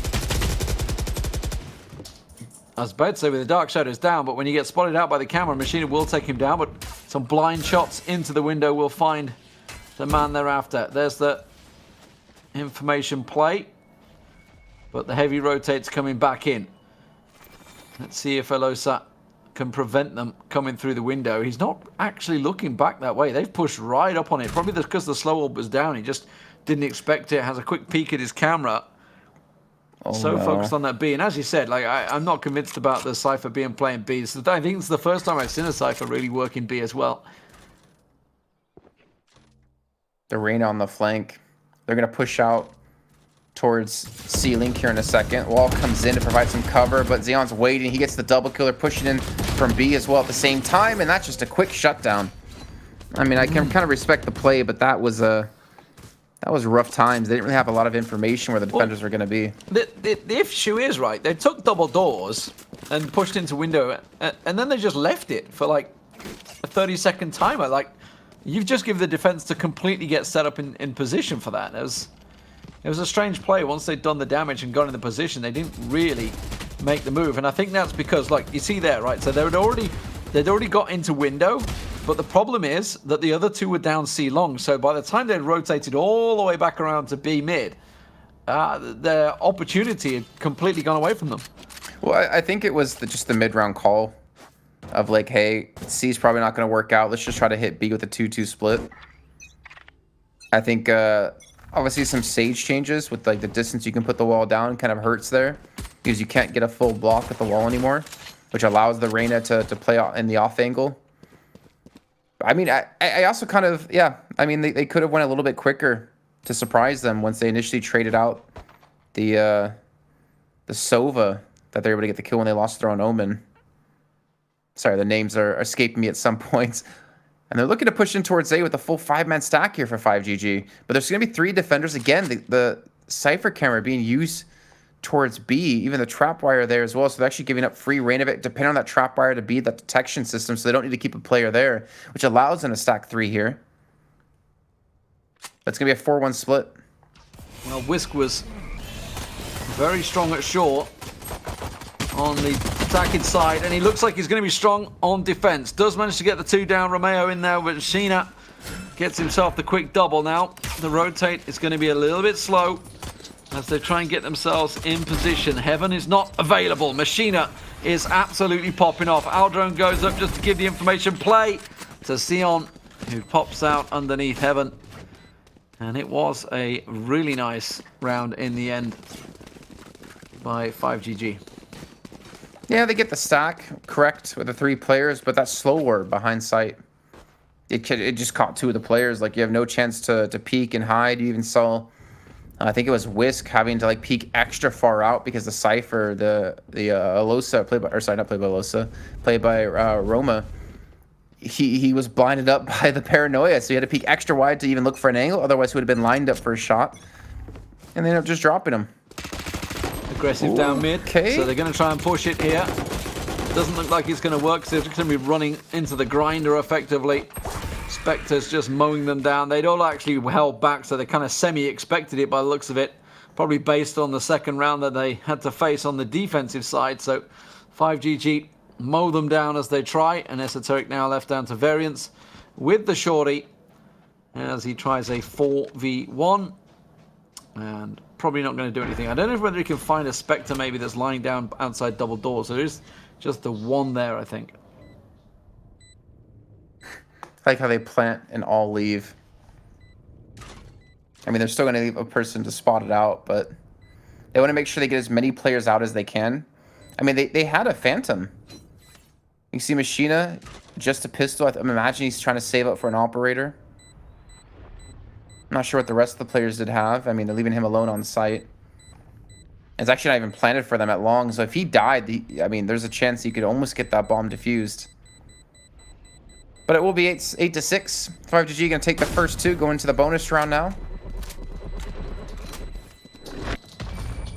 think it's a really important round for them to win cleanly, too. Oh my god, almost actually killed him.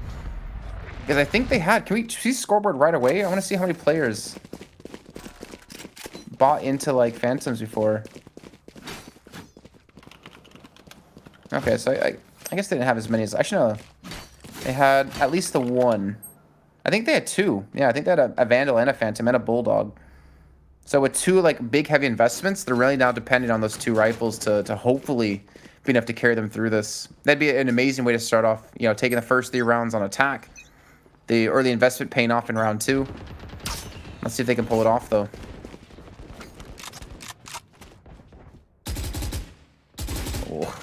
Oh, they're so close. Double door spam. Not quite connecting. Was close. Aldrone, though, is going to push through, giving the information that there's nobody on the back here, so they can send someone through window and up into that side. Wall goes down to block them pushing through a link. Not going to work out at the moment, though, as they will be forced away, but still 5 of them coming there. And we talked about this earlier. That wall, it's just not as strong as it used to be. Does not slow the teams down very long, and they're all just going to pile on through into Seaside. Lear comes in. Perfectly placed. Aussie, yeah, not much you can do there. Romeo. 26 HP. Already gets the 1 kill. Still going to be the 3-on-3. Needs to have a Reyna low on HP to match the Cypher that's low on their team. Dark cover comes in. Protects him from one angle. Paranoia comes in. They're not looking to capitalize off this, though. Actually, no, they do. Never mind. I didn't think they'd swing that wide. And now you just got to save. Or die. 9-6. I mean, they're seeming pretty confident. They're looking a lot better on attack than Esoteric, I have to say. So, it's going to be the Sheriffs coming to town. This time around, no, none of this frenzy monkey business. Doesn't really work on defense, does it? Unless they just pile up somewhere. Meanwhile, they're pushing into the Phantom stack. And yet to still get that defensive round, Esoteric. So, likely it's going to be this one, unless they pull a full thrifty off. Oh, he's dead. He's spotted. Romeo, yeah, trying to use that cage trap to back away, but spray down by Doma. Will stop him dead in his tracks. Aussie also called out. Double has to back away and heal himself up. Whiskey's continuing though, up short, but there's somebody sat ready and waiting for him. It's a low sat. Sees him coming. Quick headshot. They're really expecting this. They really were expecting this. Knowing that they've gone to a pistol, they've played fairly passive, and now they're just pushing through in numbers to make sure they don't get rushed down by any cheeky plays from the Sheriffs. Spike planter picked off. That's a light was planted.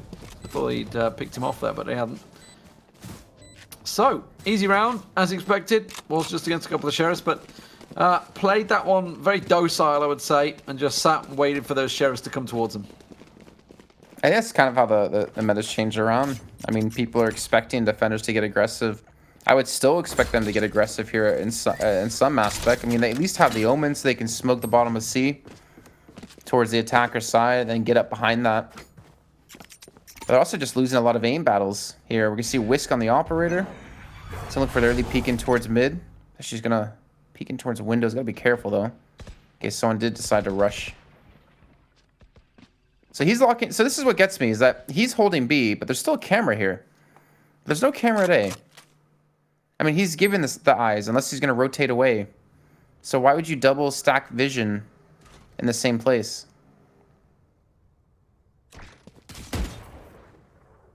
Variance is all alone as the Reyna, which is not ideal. Now the Omen's going to rotate with him. Not even, I mean, he's open peeking right now. This is a very dangerous play from Variance. Does manage to get away with it, though, as Alosa doesn't land it. Goes a little peek down, gets the information with the dismiss, but couldn't get out quick enough there as Exus chases him down. Whisk all caught out by the recon bolt. They know exactly where he is. You can't do that close defending. And they finally find the recon bolt, but it doesn't matter. Damage has been done. So Insight in a 4-man hold. Aussie can't do a thing up there, completely caught out. Oh, and actually, he was in the shadows. He actually went up to it. So, was he underneath? No, he's underneath. I tell a lie. It was Xeon. Getting done by the map, Jason. It's not working. Yeah. It's that late night play. Oh yeah, my cat's getting involved as well. I mean, maybe she wants to do some commentary. I almost expect you to like pick her up and put her next to the mic and hear the meow. I think I could pick him up. He's a big fat one, that one is. I'm trying to save these weapons. It's 2 players. I mean, technically 5GG can afford to do this considering they won every round so far.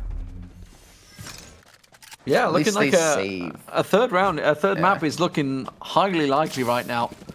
Esoteric, they started strong on here on the attack, but they have yet to get themselves going on the defensive side.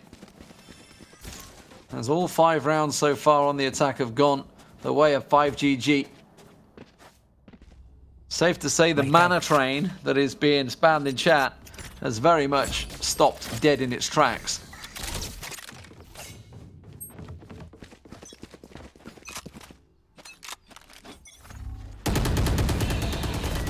I really wonder the reasoning. Let's keep playing Cypher in mid like this.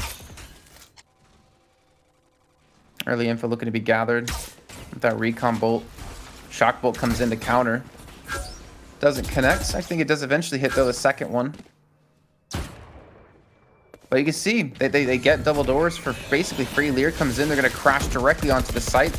You see Sage is trying to stall for time here as they're looking around the corner. Doma is going to be spotted out and he loses the first trade. The wall is well used to buy some time and well done by Aussie, honestly. Hunter's Fury coming through, and that's the first kill as well to stop the plant from going down. So close to getting the triple spray down there as well. Could have worked out, and it will be the round, I feel, here. They did just enough there. And Sion, in the end, will be picked off at the end. So, first defensive round at last for Esoteric. And it was really job done by the Sage.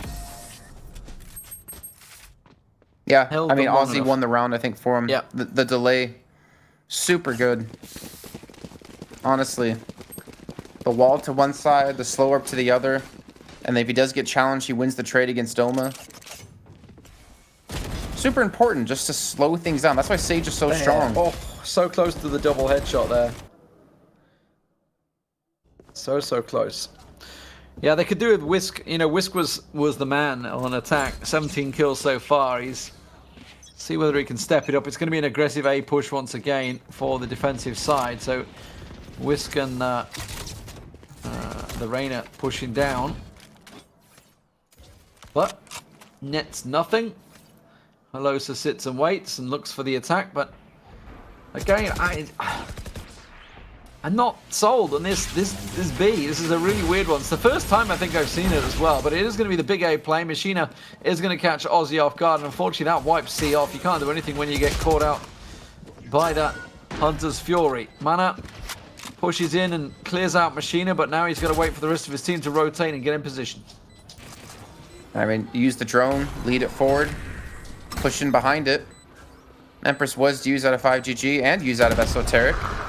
He spots out the first from the shadows being used as he tries to get down towards the site. Again, get some information for the team. Lear comes through. Forces Doma to back around the corner. They charge straight forward. There's the first kill. Variance not losing Dismiss, trying to change up his position. This is where he can pull off big clutches, but he falls! Oh no, Xeon hits the shot. And that might be the map. I think he slipped off the box when he was trying to move the Dismiss. He wanted to get on that little box and just couldn't. I think he just slipped away as soon as he came on it, and that obviously throws your aim completely off. And as you say, map point looking like we're going to go the distance here. Was it bind or split next? I'm guessing it bind. Was, yeah, I'm going to say I'm guessing it's bind. Which is all right. I'm fine with that. It's a pretty decent even map. So, 12-7. Map point. Esoteric dominated in strong fashion on Ascent. But now it looks like 5GG have got an answer for Esoteric's defense. They picked up just the one round. Whisk goes aggressive, but falls to Doma. Doma does back away. The Lear comes out. Tries to force him away, but oh, look at this. Sion. They've pushed up straight through short, so while they went aggressive on long, it's just completely caught them off guard. Aussie gets Romeo back on his feet. They know they need to use everything in this round to prevent the round going against them. Variants on just 21 health on long. Trying to get that information peeking underneath. Can't get the angle on Sion that he wants. Mana caught out. Shadows in his face. Sion will get Variants down, but Mana and Romeo push inside. Ozzy gets the kill down, and they're gonna get the round. And they live to fight another day, but there's still gonna be 4 more map points that they have to defend against. I mean, if they take 4 more rounds, they're still into overtime, which, I mean, it's kind of a coin flip at this rate, or would be a coin flip then. You can still see, like, the rounds they've won have come down to defuses. They haven't been able to hold 5GG off of the actual site. They haven't been able to stop a spike plant. And that just kind of shows on the other side. I mean, there's a lot of rounds where they just killed them flat out. I guess, well, 3. I don't know. I'm not feeling too confident Esoteric. I want to see them pick up, like, if they get 2 more rounds, all right, then I'll start to believe. But it seems like 5GG are just trying to just close this out, just rushing some points. Even aggressive from the shadows used yet again to get in towards Heliday. So, our drone goes straight through, triggers the trap, doesn't do anything, so effectively the Cypher kind of nullified already and simply just has a camera down. They're going to wall it off. It's going to be a simple B plant, or are they just going to go straight B to A? I think they will. They're going to catch Whisk just off to the left. Oh, they didn't check left. Whisk is holding the angle. Look at this. They've got a triple stack already over on the side, but then the Dark Shadows will go down and block the site as they all try and push on through. Machina will get around the side. Mana does manage to get the spray through as he checks the side. Can he catch one out? Variance comes from behind. They are hanging on right now. Variance will manage to get himself away from there with a dismiss, and now Alosa alone with Hexes, I think it is, that's with him. Cuts around the side. With just the one man still there. Variance. And Hexes goes down, and Variance with the triple has been bottom fragging throughout, so a big round from him to step up when his team need it. Hunter Fury coming online with this defuse. Smart use of the defusal there with the ultimate orb you get. Yeah, he pushes out short, and he just stays alive there. He can just be that constant nuisance. Again, that like 2-pronged attack coming through. Their money's still going to be low on their side. Romeo's going to need a drop here. And on the other side, well, they're running a little bit thin as well. Esoteric 3 behind now to throw it into overtime, and still not a fan of the Cypher on B. Yep. And yet, I don't think we're going to be persuaded in this one, at least. We'll see until somebody really pulls it off. I mean, considering we've seen such a successful Cypher on A site and then C site in the past, the B doesn't make sense for me, but it is going to be a C hit, and that's going to be Aussie down. That's a big problem already for Esoteric. This one feels like it may be the map winner. It's got to be a Hunter's Fury to stop the plant. Or something. They need kills. There's the Hunter's Fury. It's late though. Fury, but it's too late. Yeah. Plant's already gone down, and it catches and nets nothing, unfortunately. Romeo will get Machina down, though, as he tries to go aggressive. They're going to send in the Owl Drone just in time. Oh, Poppy Empress seems to be stepping so up smart, here. so smart. It's going to go. Oh, no, he chose to go against it. Draw baited out the cage trap, and now the rest of the team will push from spawn. He goes through as they draw their attention. He gets Doma down. Alosa's picked up meanwhile, goes aggressive on this one. Will get the gun down, and the round again goes to Esoteric. They are stepping up when the pressure is on as we go 12-10. Damn close. Again, I think he gets that Empress on that kill and smartly doesn't consume the orb. Pops his Empress, then does it. He tries to get aggressive, spots him out, and he backs away, but still, like, the stealth of it. See, he gets the Empress online there, pops it, gets around the corner, uses, and he actually comes out of it early to try to go for the final kill. I was expecting him to get a little bit deeper, but at the same time, I think he would have come out of stealth directly in the line of sight of that Omen player. 12-10. Can we see the scoreboard one more time? I want to see if the money's going to be there for the other side. All right, so they will have the weapons. Their armor's a little bit lacking. I wonder if their abilities are too. You can see Alosa, no trap. Actually, no, you got the trap wires down already in the round. But they're looking ahead towards A. And oh, no, Variance. This is not good. You need to get a kill and dismiss right away. Gonna go for the Leer. Comes out, but they just spray straight on it. And it got Whisk and Variance down. Romeo is there, though. Can he get a couple more line down? He really needed to get the second spray down on there. But Exus with the triple may well have just won them the game. That push was just poorly timed. Finds the one, comes around the corner, looks underneath, will find the second, can't get the kill down though. Machine is there, but Mana coming to the rescue. 9 health is all he's got left in a one-on-one to hold out the map. Oh no, the Lear on top of him is going to be forced away from this one. The Lear, second Lear comes in. He knows where the R switch is. The weapon hasn't got it. And the weapon switch gave his position completely away. Doma knew where he was. 13-10 will go into a third map. I mean, it was a good comeback. That really was, especially in the last few rounds, though, for Esoteric. I mean, the reign of play variance, he's been maybe a little bit quiet over the course of the series, but he definitely put his foot down there at least. 13 kills for him, but most of his kills coming in those very crucial rounds. Xeon 23, he kind of slid under the radar for me, to be honest. I mean, Alosa as well. I mean, Mana, Whisk. I mean, kind of expect that out of Whisk at this rate. But oh no, good map. I wasn't a fan out of both teams with the Cyphers, if I'm perfectly honest. Again, I mean, maybe they have reasons for it with the composition. Maybe they have reasons for the way they want to play out the map. But just comparing it to what we saw, like for instance, Meadow in the wow, I can't remember the tournament we just did. Rise of Titans. Thank you. It's been a long day, Jason. Extremely long day. I'm not really a big fan of it, but I probably will ask them after we're done why they did play it out like that. Absolutely, yeah. I just don't see how it's going. Let's have a look at some of the highlights from it. It did look like it was, at the start, going to go Esoteric's way. It started off very strong for them.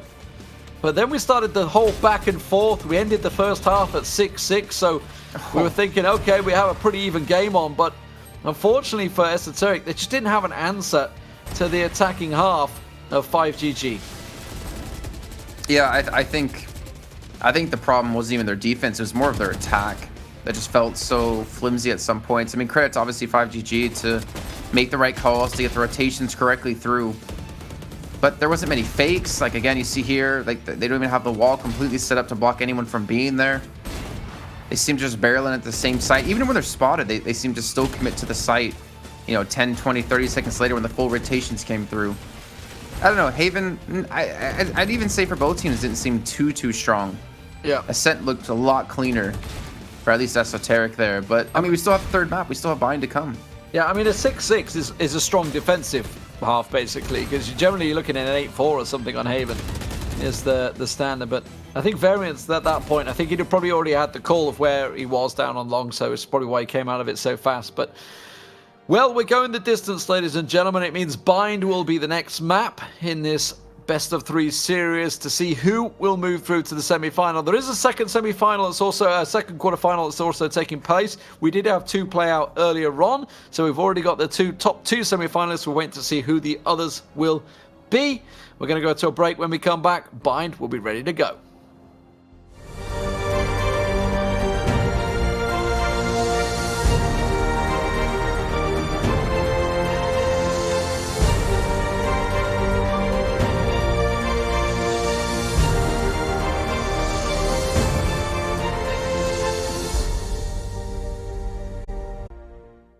Welcome back, ladies and gentlemen, to the Trovo Challenge, brought to you by GLL. I'm Lee Damon Smith, and joining me is Jason Kaplan, as we have our final map of the night for the quarterfinals to see who will be playing tomorrow in the semi-finals. 5GG just brought it back on Haven after losing the first map to Esoteric on Ascent. And it does mean, Jason, we are now moving to Bind.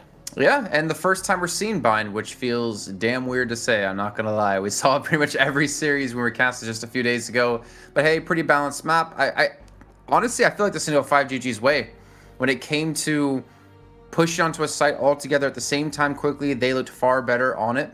Whereas when they were playing on the defense, they were really quick to rotate and really quick to reinforce their teammates. So I'm a little bit worried for Esoteric. I'm a little bit worried for the UK boys, the UK lads, because this is going to be, I think, a tough one.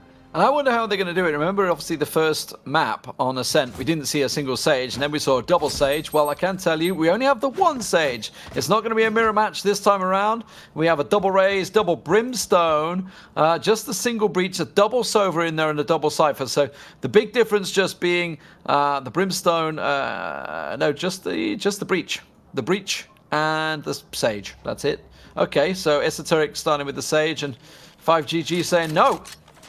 Not the first time we've seen this, though. Obviously, we had the winners of the Rise of Titans, good old Fabrican, not taking a Sage either. Maybe that in Swedish means sageless. It means plant. Well. I did kind of use the pun in the thing, but it's all good. Oh, I didn't know what it meant, so No. I'm sorry. I let you down. Yeah. I was gonna get really dark there. I think I'm getting really tired, so I should just stay focused. We Don't got one let map your left. humor kick in, Jason. It goes to dark places. I mean, yeah, it does go to dark places. Oh, Looks like we hit five-man towards push. A. Yeah, Straight into Sky lamp. smokes straight down. Machina's ready. Gets the first, and again he backs away. Keep the man advantage. Should see the shock bolts come through when we see the plant being thrown in. Yeah, Looks he like held they it didn't off. connect though. I thought he was going to pop it straight out, actually. I think he was maybe expecting the follow-on. Hello, Machina. It's all right. Alosa's just decided to turn up. They know the last one's in lamp. Doesn't matter. They already got him. And that's going to be a defuse. And just the one gone for 5GG. Esoteric, it did get the plant down, though. And last time around they did this, we saw them pulling out the Frenzy Rush. We'll see whether they decide to try that on this map. No way. It's not going to work the same. It can't work the same. I don't want it to work the same. I think it's like a Haven only thing. Okay, one frenzy. Two frenzy. Three frenzy. Oh no. So where are they going to go? They either have to go short A or short B. And it was easy they didn't do it last time, right? He just followed through the classic, and they also forgot the spike, so he's just had to go back and get the spike. I mean, if it's going to work, I guess they have to pile into B, I think. But the problem is there's a triple stack there. If they go B, it's not going to work, though, because they're playing from long. If they hold this angle and let them come in towards window... Oh, no. They're backing away. They're making sound. Oh, no. They're leaving the site. They're going to see them now, but it might be too late. Dome up with the paint shells. They backed out, but it did catch a little bit there. An immediate peek from Mana. Gets caught by the Marshal from Machina. So now they have to commit as two rotate along. And the Frenzies may well not help out now. Exodus pops up, gets them down, wipes out window. And now the last two coming through. And I didn't even see what Sion sought there. It just found the head. Nah, I think he just heard them and just guessed. Just went for a couple of shots there. Yeah, that got him nothing. Unfortunately, they didn't get a single kill with it. I mean, it doesn't really matter because look, they're buying up again. Can we scroll through the different players on Esoteric side? I want to actually go through one by one to see if they did buy up abilities or not. Okay, so Stimpack, that's fine. Don't really need that one. Okay, so he has his two trap wires. Actually, only has one trap wire down. Doesn't have any slow orbs. So they're definitely taking a hit here because of that frenzy buy-up. I mean, that would have been enough to fill out the rest of what they needed. Only one shock bolt for mana. That I can kind of understand. Shock bolt sometimes feels very lackluster. Unless you're able to get the spike down and put it in a good position.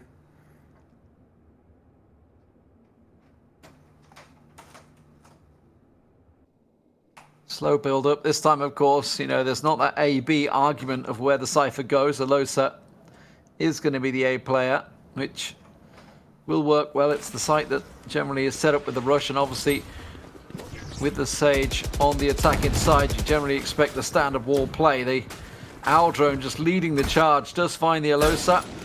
Didn't quite glimpse into heaven, but it doesn't matter. Machine has given his position away. Shock dart down onto the planter, but the planter's already done. Actually, it was a recon bolt tossed out there. Shock darts. The spike's there. He didn't bounce that one, I don't think. Or maybe didn't hit it hard enough. I don't think he pumped it hard enough. That is still going to keep him away. And they are just going to rotate. So they've just drawn out all the abilities and now rotated over to B. They're going to win the race. They're going to get there first. That didn't work, Variants. And now they need to cover off spawn. Still lands the shot.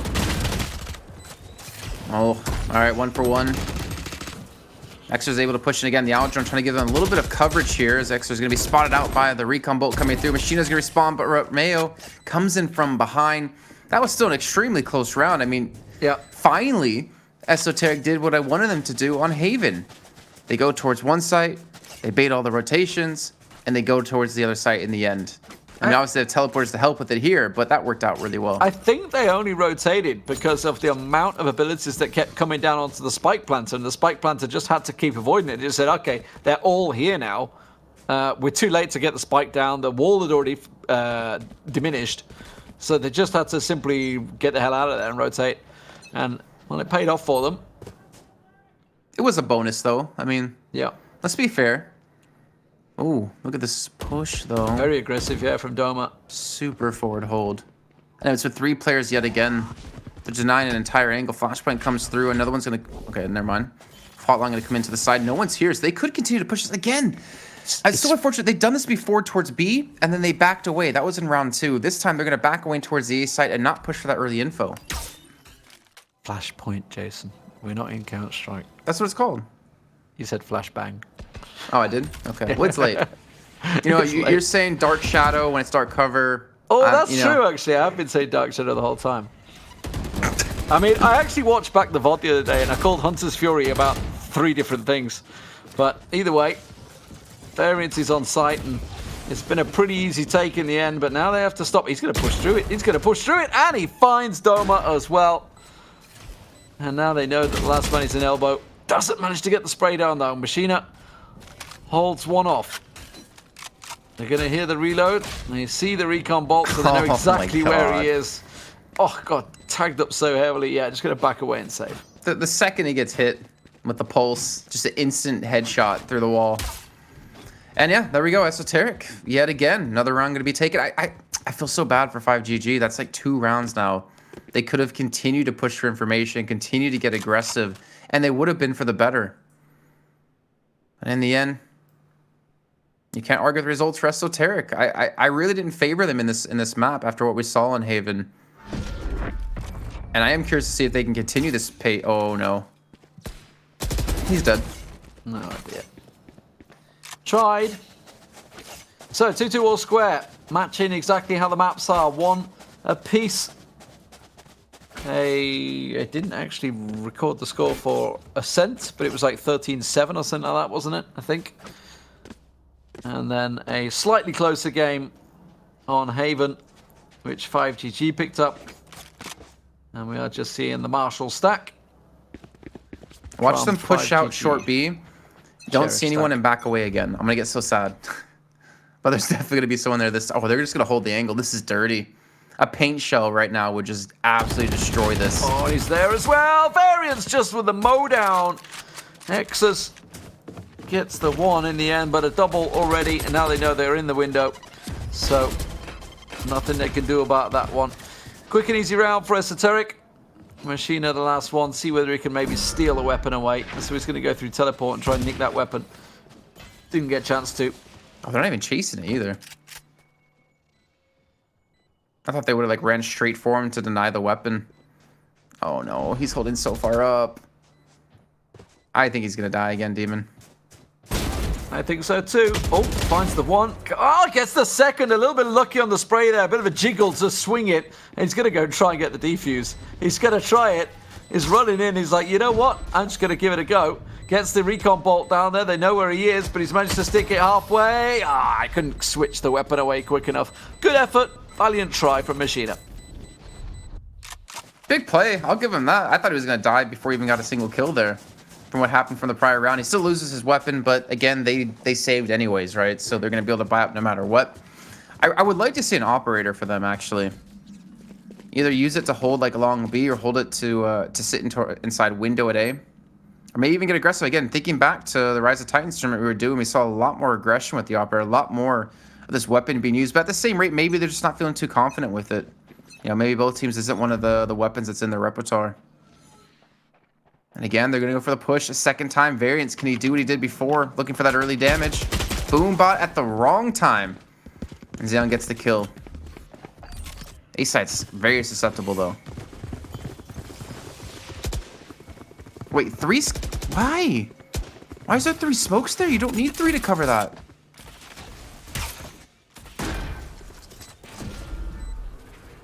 I'm legitimately confused. This time Machina not alone, but it's also being hunted in the bathroom. Rolling Thunder goes through. Well, he was caught out. Orbital Strike goes down. Doesn't catch anyone in Lamp, unfortunately. Actually, tell a lie. I think Sion did catch the 1. And now, just the 1 man, Whisk. But I'm not going to write him off because he's done some pretty big plays. No, they're sticking it. Yeah, he's saving the weapon. Yeah. It's 1-on-4. I mean, he has the Orbital Strike. He could have used it, but unfortunately, the spike hasn't ticked long enough away yet for him to win the round off the back of that. Yeah, you might as well save. You're low on money. Makes sense. It's 3-3, but still insanely close game. I'm quite surprised. I was expecting it to be more one-sided with the 13-10 that we had. I mean, even then, that still shows it's a close game. Even a 13-9 on Ascent. I really don't know where this is going to go. I mean, I had my predictions. I thought 5GG should be the stronger team. I feel like when they go on the attack, it could be that as well. Bind is a map where if you rush as 5, it's really hard to defend. And again, they're going for a 3-man push. Actually, that's a 4-man push towards long B. This is so risky.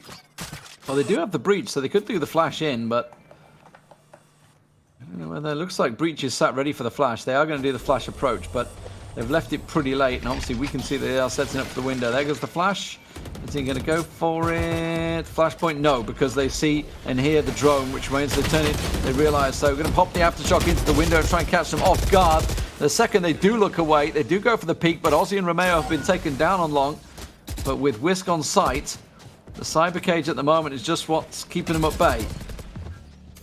Melosa squeaks through, gets a glimpse, knows exactly where the spike planter is, and that should give him the information. Machina will get whisked down, but Mana replies, and as you say, just leaves him standing. But Sion in the end, they have to back away from the fire. So 4-3, back and forward. Nobody really been able to build an economy just yet. Yeah, not really. I mean, we did see Esoteric start to do it, but that's been diminished now. All their funds depleted. Again, the Phantoms and the Vandals. It does surprise. See, I'm honestly worried for both these teams. Imagine if they get to the finals now, up against nolpenki. I mean, just imagining Vac on his operator against 0 operators. And we're not seeing really them have to deal with it. I do worry when they come up against a proper operator if they're going to be able to handle it properly. I don't know, maybe I'm judging a little bit too early. I'm a little bit cranky. I'm an old man. It is way past my bedtime right now. Ooh, good paint shell coming through. Oh, Sion. That paint shell draws their attention. He gets the quad kill. Gets the ace stolen away, but nonetheless, that was amazing.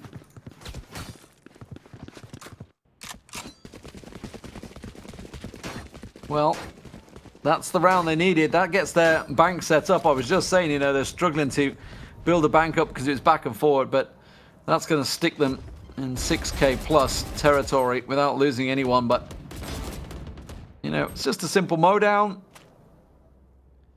And at the moment, for the Trovo challenge, they are starting to build a nice defensive half for themselves. 5-3 the score. As they look to repeat the performance, but this time, of course, we can see it's going to be over at the B play, just a single man peeking over at A. So risky to do that boom bot again when it got him caught out Alosa. That's the spike. Yeah, he immediately turns tail and runs. Oh, I like this. Finally, they continue the aggression. They're pushing down Brimstone. He's not going to expect this. He rounds the corner to spot them out. They've given up this sight on towards B, but again, they can hit from multiple angles here. Even the Aldrunk coming through the teleporter from behind. This is just, I believe, mostly just pistols. Showstopper comes through, gets nothing. They're going to get the spike down, but this is going to be such a tough hold. Even the wall coming through, you should start to shoot that out now, just so you can go for the clean retake. Hunter's Fury's go up. They have a Showstopper. They also have the Orbital Strike. Oh, no. Oh, no. It's all gone bad, Demon. It's all gone wrong. They can't surely lose to another Thrifty. It's happened so many times as well. Seems to be the Thrifties that catch them off guard, but Elusa's coming through to clear things out. Checks the elbow. Sion down. Ooh, Spawn gets picked off. And they are going to get the defuse on site, or will they? They should be able to keep them at bay. The aftershock comes through, but hello, what's happening from behind? They get around, and the Thrifty does come back through again. It's happened so many times. You just have to imagine if Cypher kills the Brim, the spike's down. They can play around that. I mean, I like how they pushed. That's fine. That's totally cool. But you also then end up giving up a ton of ground to the enemy team to defend. Looks like we have, unfortunately, turned this into a solo cast now. Hopefully that'll be sorted momentarily. Don't know if I have the energy to do that alone. Might have to ask our producer to come in and help me with this one. But either way, let's see now. Is this going to be a push towards the A side? It looks like multiple players going towards Bass 3s, but the Rays pushing them behind them. I think that was a Showstopper. Was that a Showstopper coming through? No, it wasn't. Okay. I thought I, for some reason, heard the sound. And, well, Hunter's Fury coming in. And that's a dead Romeo. That's unfortunate. That's a feels bad as he's gonna fall. The res will come through again. They can't capitalize off this. I don't believe the Sky Smoke gonna be there. No, Machina gets the double kill. They don't protect themselves. Why don't you protect the res? He's not able to get the spray down, but Xers will be there to pick up the third. And 5GG, well, with a 2-man advantage, should be their round for the taking. Well, can they close it out? Ooh, getting costly. And they see the man in teleport, and they will take him down. So, back and forward we go once again, Jason. But I got to be honest, I would favor the defensive side here. I mean, though we've talked about this map a number of times, we do believe it is pretty even. So 6-6 is fairly common score, but I still think they've got a bit of a steal on them, especially when we know how good 5GG can be on the attack.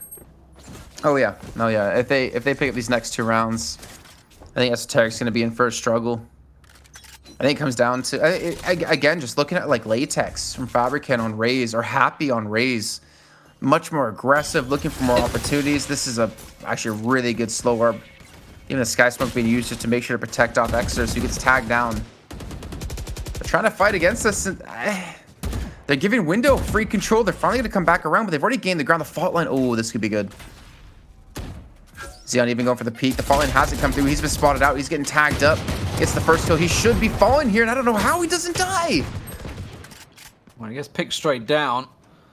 Alosa drops. Nexus. Oh, he's going to get Sky Smoked out of here.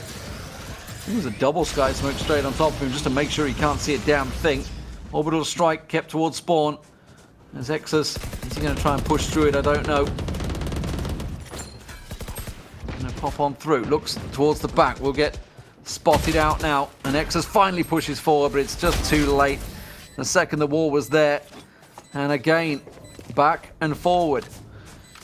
So, Jason Kaplan. That's my name. Are we going to go all the way here? Are we going to go all the way at 6-5? I don't know. I wouldn't be surprised. I think 5GG on attack. They looked better on Haven.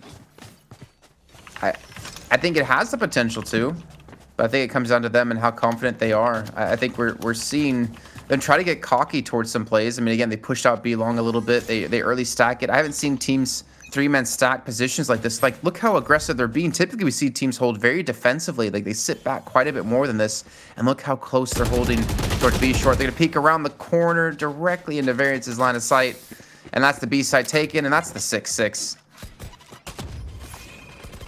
I don't even, there's no way. There's no way they should be able to win this. If they win this, oh, then Esoteric messed up so bad. Doesn't manage to land it, can't get the spray down. Doesn't work out, but then they get the refrag anyway. So 6-6. What started as a good attack in half, fell away from them once the defense got the feet under them for 5GG. But now, roles reverse. But 5GG, considering, you know, they ended with the 6-6, I think every map so far they've gone down to a thrifty somewhere or another.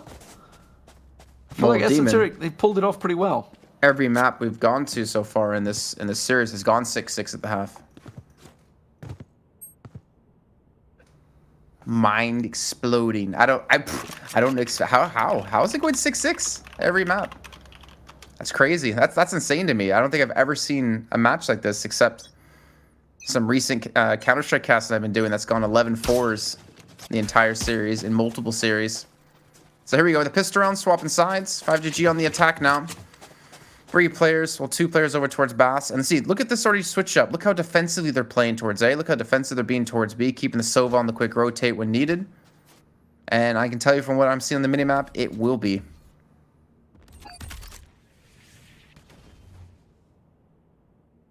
Seeing if they can get the stack through. But they are very much ready for this one. The question is, can they land the shots? Whisk was pivotal before. Can he be again? Tries to push around the side. Will get taken down, so they are in on sight. And it should be a quick spike plant this time at Tetris. So just off center. But it's looking very good for the attack inside. 5GG, but they're going to get cleared out one. Can they get a second as Mana goes looking? drops down. Just 24 health is all he has. Can see the spike. Doesn't know where the last man is, though. The last two, I should say. Tries to fake out. The one in showers. Very passive setup now. They can get the information down. They know exactly where he is. He's going to get caught out. Leave this man alone. Yeah, just everything coming towards him. Tap it, recon bolt. Tap it, fault line.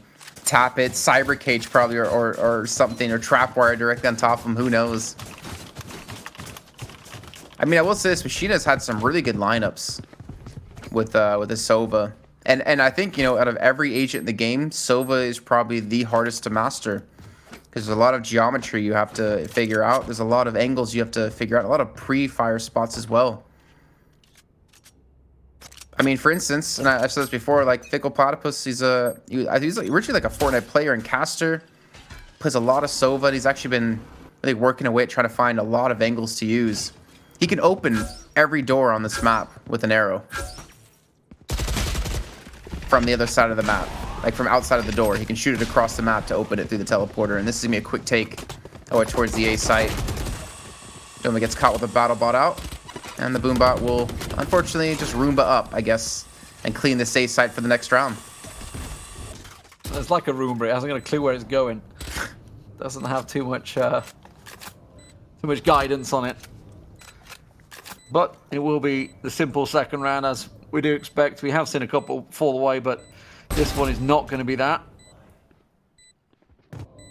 That's the final man. Variance with the shorty. Don't feel he's going to do too much. Was that a blast back coming his way? I think it was. Yeah, I knew exactly where he was. So, flawless round. So, I guess they're just going to go for the bonus because they didn't lose anything there. No reason to just buy into it. They already had like 2 or 3 Phantoms, didn't they? Yeah, or Vandals? I think so. I think they've kind of just gone full on anyway. Yeah, look at that. 2 Spectres and like 2 Vandals and a Phantom. So, they're actually not even in that bad of a position, to be fair. Save up the money. Even if they lose this round, they're going to buy. If they win this round, they're going to pick up a full kit of rifles. The Sage Cypher defense. I feel like you almost need like a Raze here. I mean, Raze can do really well towards short. Or maybe Brim for the smokes. This is going to be pressured. And again, they're going to have a Boombot to get rid of these traps if they use it properly. Oh, wow. Wait, what? Where the hell is this camera spot? What? Okay, next round. I want to see that. Please, observers. Please. I've never seen that.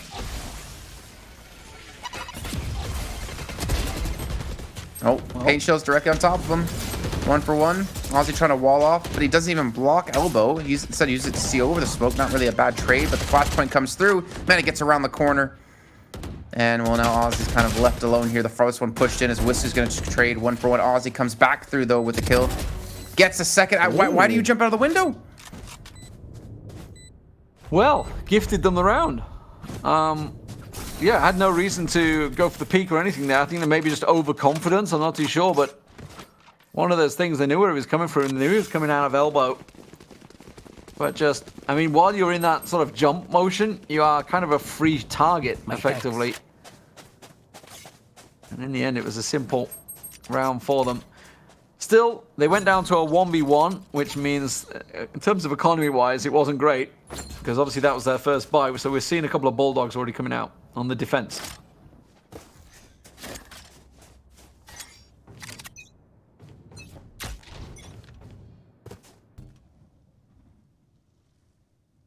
Alosa with the information down long. Just making sure nobody pushes out, not going aggressive, but we can see, of course, from the minimap, nobody else is doing that, but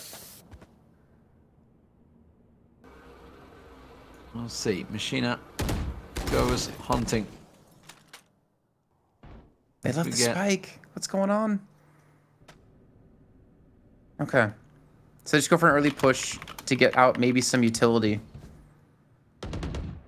Or they're counting on Brim to rotate in with it. And they... Whoa, Romeo hasn't even changed up positions. Machina takes on Ozzy. They have the B side again. Neuro Theft comes out as well, so he manages to get the information on the last 3. Sees them all over on site, so well aware that they're just going for the save. Which which will make it a 9-6. I don't think they're going to rotate for this one. Sova just getting the information. They are all tucked into lamp room though, so won't see anyone. But with the Neuro Theft, he's probably aware that they are hiding away. I want to see an orbital strike on lamp right now. That's like 2 guaranteed kills. I mean, if they had the position for like the 2 exit points covered, they could easily do it. I mean, would it be worth? I guess maybe, because they know the bank's totally low. You get on Reddit for that, and that's totally worth it. I mean, it's a case of like flushing them out in carrot and shooting the rats. They may do, you know. They're in kind of a position, but well, he's not. Okay, he's getting closer. He's in range to do it. No. It won't happen. Thing is, in lamp, that's one of the few points in the entire in every map, I'd say. Like, yeah, I think that's one of like the very few parts that you pop an orbital strike on, and you're guaranteed a kill, because you just can't get out of lamp quick enough. I mean, if they're towards the center of lamp, then the area of effect is big enough to cover the entirety of it that you will most likely die like 90% of the time. Yeah, it's why you see most of the retakes. That's where it plonks down to, unless you're catching them the planter itself. It clears the entire area. It's totally worth the ult investment on a retake. I want to see him put the camera back where it was. Ah, you're killing me. Romeo, please. He's changed it. He's changed it. He's like, oh, they probably saw it. I mean, you don't keep it in the same spot, right? That's the point. But 9-7, 5GG, leading with Esoteric saving the 3 weapons in the previous round, so should be fine to push on through. Alosa drawing out the cyber cage and checking the shots in there, sees where the camera is. It's camera v camera. And they're not peeking. They're not peeking. They're staying hidden from the camera. So they don't know that, I mean, they're going to assume that Ozzy's here, but they probably don't know that there's 2 in elbow. And there's also the 1 in spawn. So Romeo's there. Yeah, so at the moment, hasn't peaked. And now he's going to get the boost up there. Ozzy goes up. We've seen these boosts working so well. Meadow did it in the Rise of Titans. Ozzy makes it work. Gets himself the double down with Variants now in support. He's also got the Brimstone coming in position. Mana back on his feet. And this is looking good for the defensive side, despite the fact they hold the site. Ozzy gets himself the triple. Romeo gets another, and now Exa's the last man standing. Tries to rush on through, but a quad in the end from Ozzy, and the defuse will come through. I liked it though. It was a flashpoint pushing towards the defender spawn. I mean, they had to make a big play. They were, you know, they didn't have enough men to fight. I think there was an advantage for Esoteric. They also got the initial entries. I had that boost up over the smoke. I mean, that's not even the first time they've done it.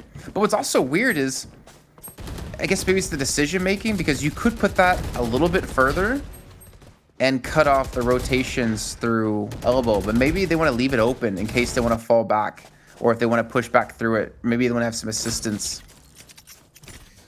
I gotta guess that's what it's going to be. It makes the most sense.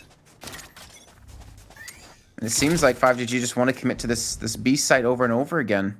They're going to have themselves the orbital strike. They have the Hunter Fury.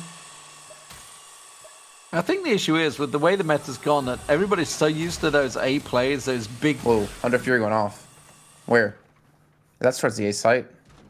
Sorry to cut you off there. He's distracting them, isn't he? His machine is just completely distracting them over A site, and it's worked. Look, it's pulled 4 of them over to A site as they're now pushing in, but Romeo's going to be left alone. So... successful drop. There's the orbital strike on where Ozzy was in the previous round, where he got the 4K from. So doesn't net them anything.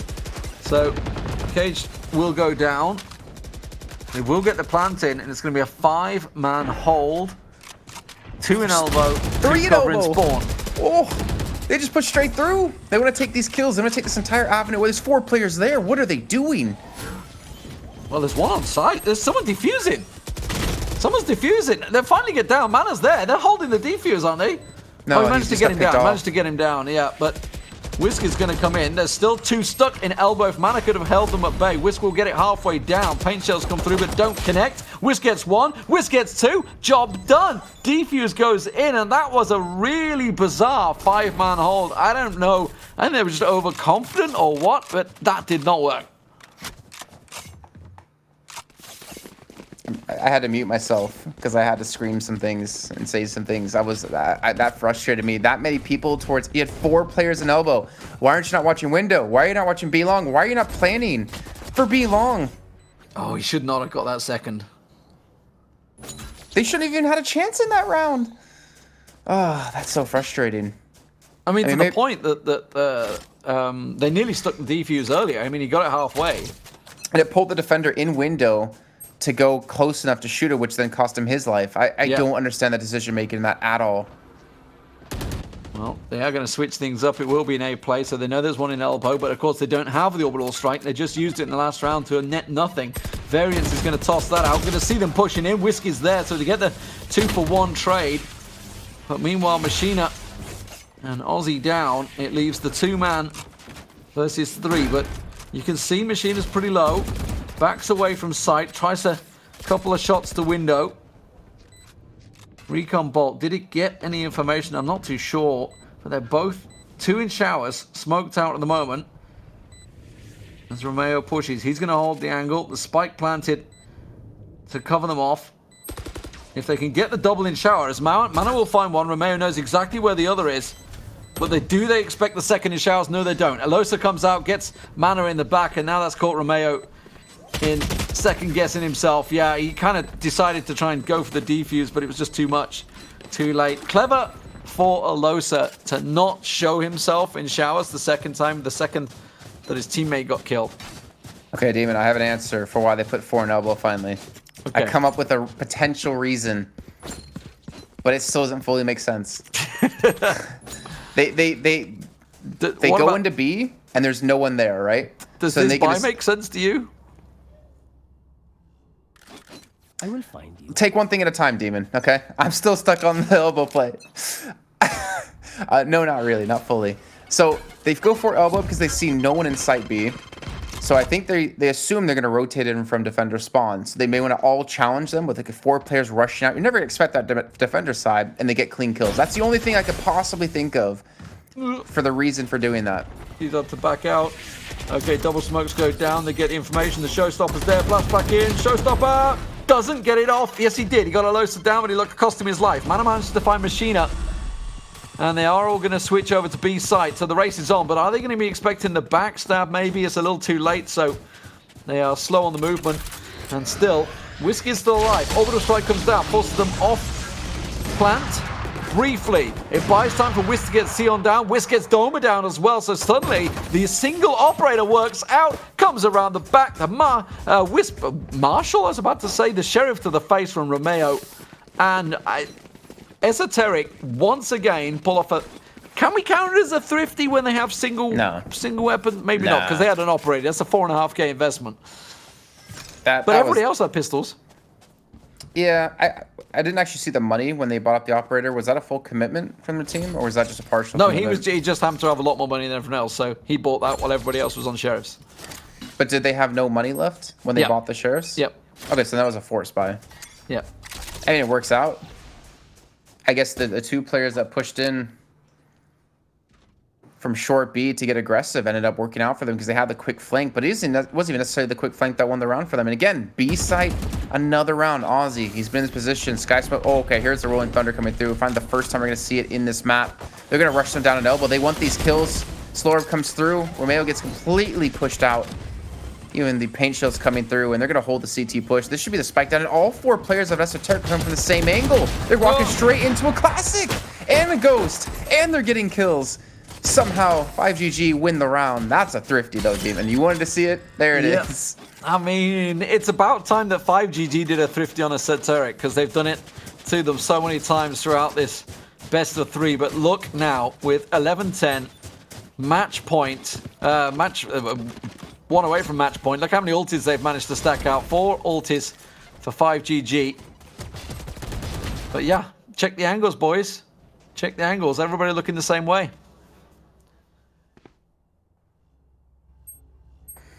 Whew. Don't tell me that it'll be again. Get a little bit worried. It's kind of, I mean, it's working sometimes. Okay, so they're splitting things up. They're going towards A little bit more. Again, Aldron going to come through. They have a Hunter's Fury. Doesn't get a tag with it. Actually, does get a tag. There's the Hunter's Fury. Variants might need to use a Blast Pack to get away. Or not, and just die. Okay. A little bit of a misstep there. Though, Whisk with the Operator gets 1 kill. And now they're finally going up against Operator. Showstopper around the corner, completely blind. There's no Sky Smoke into window. And Machina gets the kill. Okay. I mean, it just shows how long this game's gone because we haven't seen that many Operator gameplays. But finally, we're starting to see one on each side. They are going to go straight through towards B site once again with the rotates. They're actually waiting to see if anyone was going to follow through. Orbital Strike going down on site doesn't really net them anything. I mean, they're not really sure on that whole Orbital Strike they just pulled off there. But either way, Machine is going to finish the job. And it leaves just the one man standing in a 2v1. It's Mana. He's got it in him. Recon Bolt. Is he going to net in the information? Tries to go for the bang. Doesn't quite work it. He's going to look for the angle. Sees the twitch. Sees where the op is. Gets the one. Just going to get the second now. Going to try the shock bolt back on the side. Oh, doesn't quite work. Machina goes big. Gets himself the 4th. And that surely puts Esoteric in the dumpster. In terms of economy, 12-10. Yeah, they're going to have to buy and force and do whatever they can. Because this is looking like match point will go 5GG's way. I got so confused there. You said he sees the twitch. And I had a flashback to like LCS. I'm like, wait, what? What game? How tired am I? What game are we casting right now? Season 3? Is it 2013? What's going on? Oh, man. What I would give to roll back the years. Oh, yes. I'd be slightly less attractive. Because I think the gray hair is really filling me out. And right now, the push in aggressively. This is why you don't owl drone so close when you don't have the angle clear. They can just run straight through it and get a kill. They don't have the resurrect, so that's the op down from Machina. Oh, go through teleporter, please. You heard 3 people. Yeah, all they right, heard see the ya. 3 people. See ya, so nerds. straight through. That means they're going to have to rotate through short, and that should give a massive advantage to 5GG. AKA Crazy, if you've seen them or followed them previously to this one. And now Whisk looking to try and smoke out, catch out what he can, but it's role reverse, I'm afraid, with the spike down. Alosa's going to go into Lamp. They've actually allowed them to get up short, but Exodus has already caught out and probably give them all the information they need. And that's going to be the aftershock coming through. Bullet to the brain. Mana gets 1, but he's taken down by Alosa. And that is it. Game over. 13-10. 5GG pull off the win. And am I surprised? Not really, because a British team generally doesn't make the semi-final. Wow. I mean, they win the first map, and I can see you taking out the Union Jack underwear to put on. Starting to wave it. I was going to start hanging him up in my German apartment. Getting the shepherd's pies out, getting some Crispies. I don't know. I'm trying to name everything I know that's British, and I'm running out of things. A sausage roll, everything. I mean, Machina 27 kills, Xenon 24. That was a tough battle. That was honestly a long grind for both those two teams. And I think there's still, if I were to be perfectly blunt, some room to grow for them, just from what we've seen from some other teams we've had, cast in the past. Even in our other match we had with the Lithuanians, there's still some room to grow and improve their gameplay. Hopefully they watch the VOD back and see, that they need to kind of split things up a little bit more. But I mean, they still won, right? I can't knock them. They're better than me.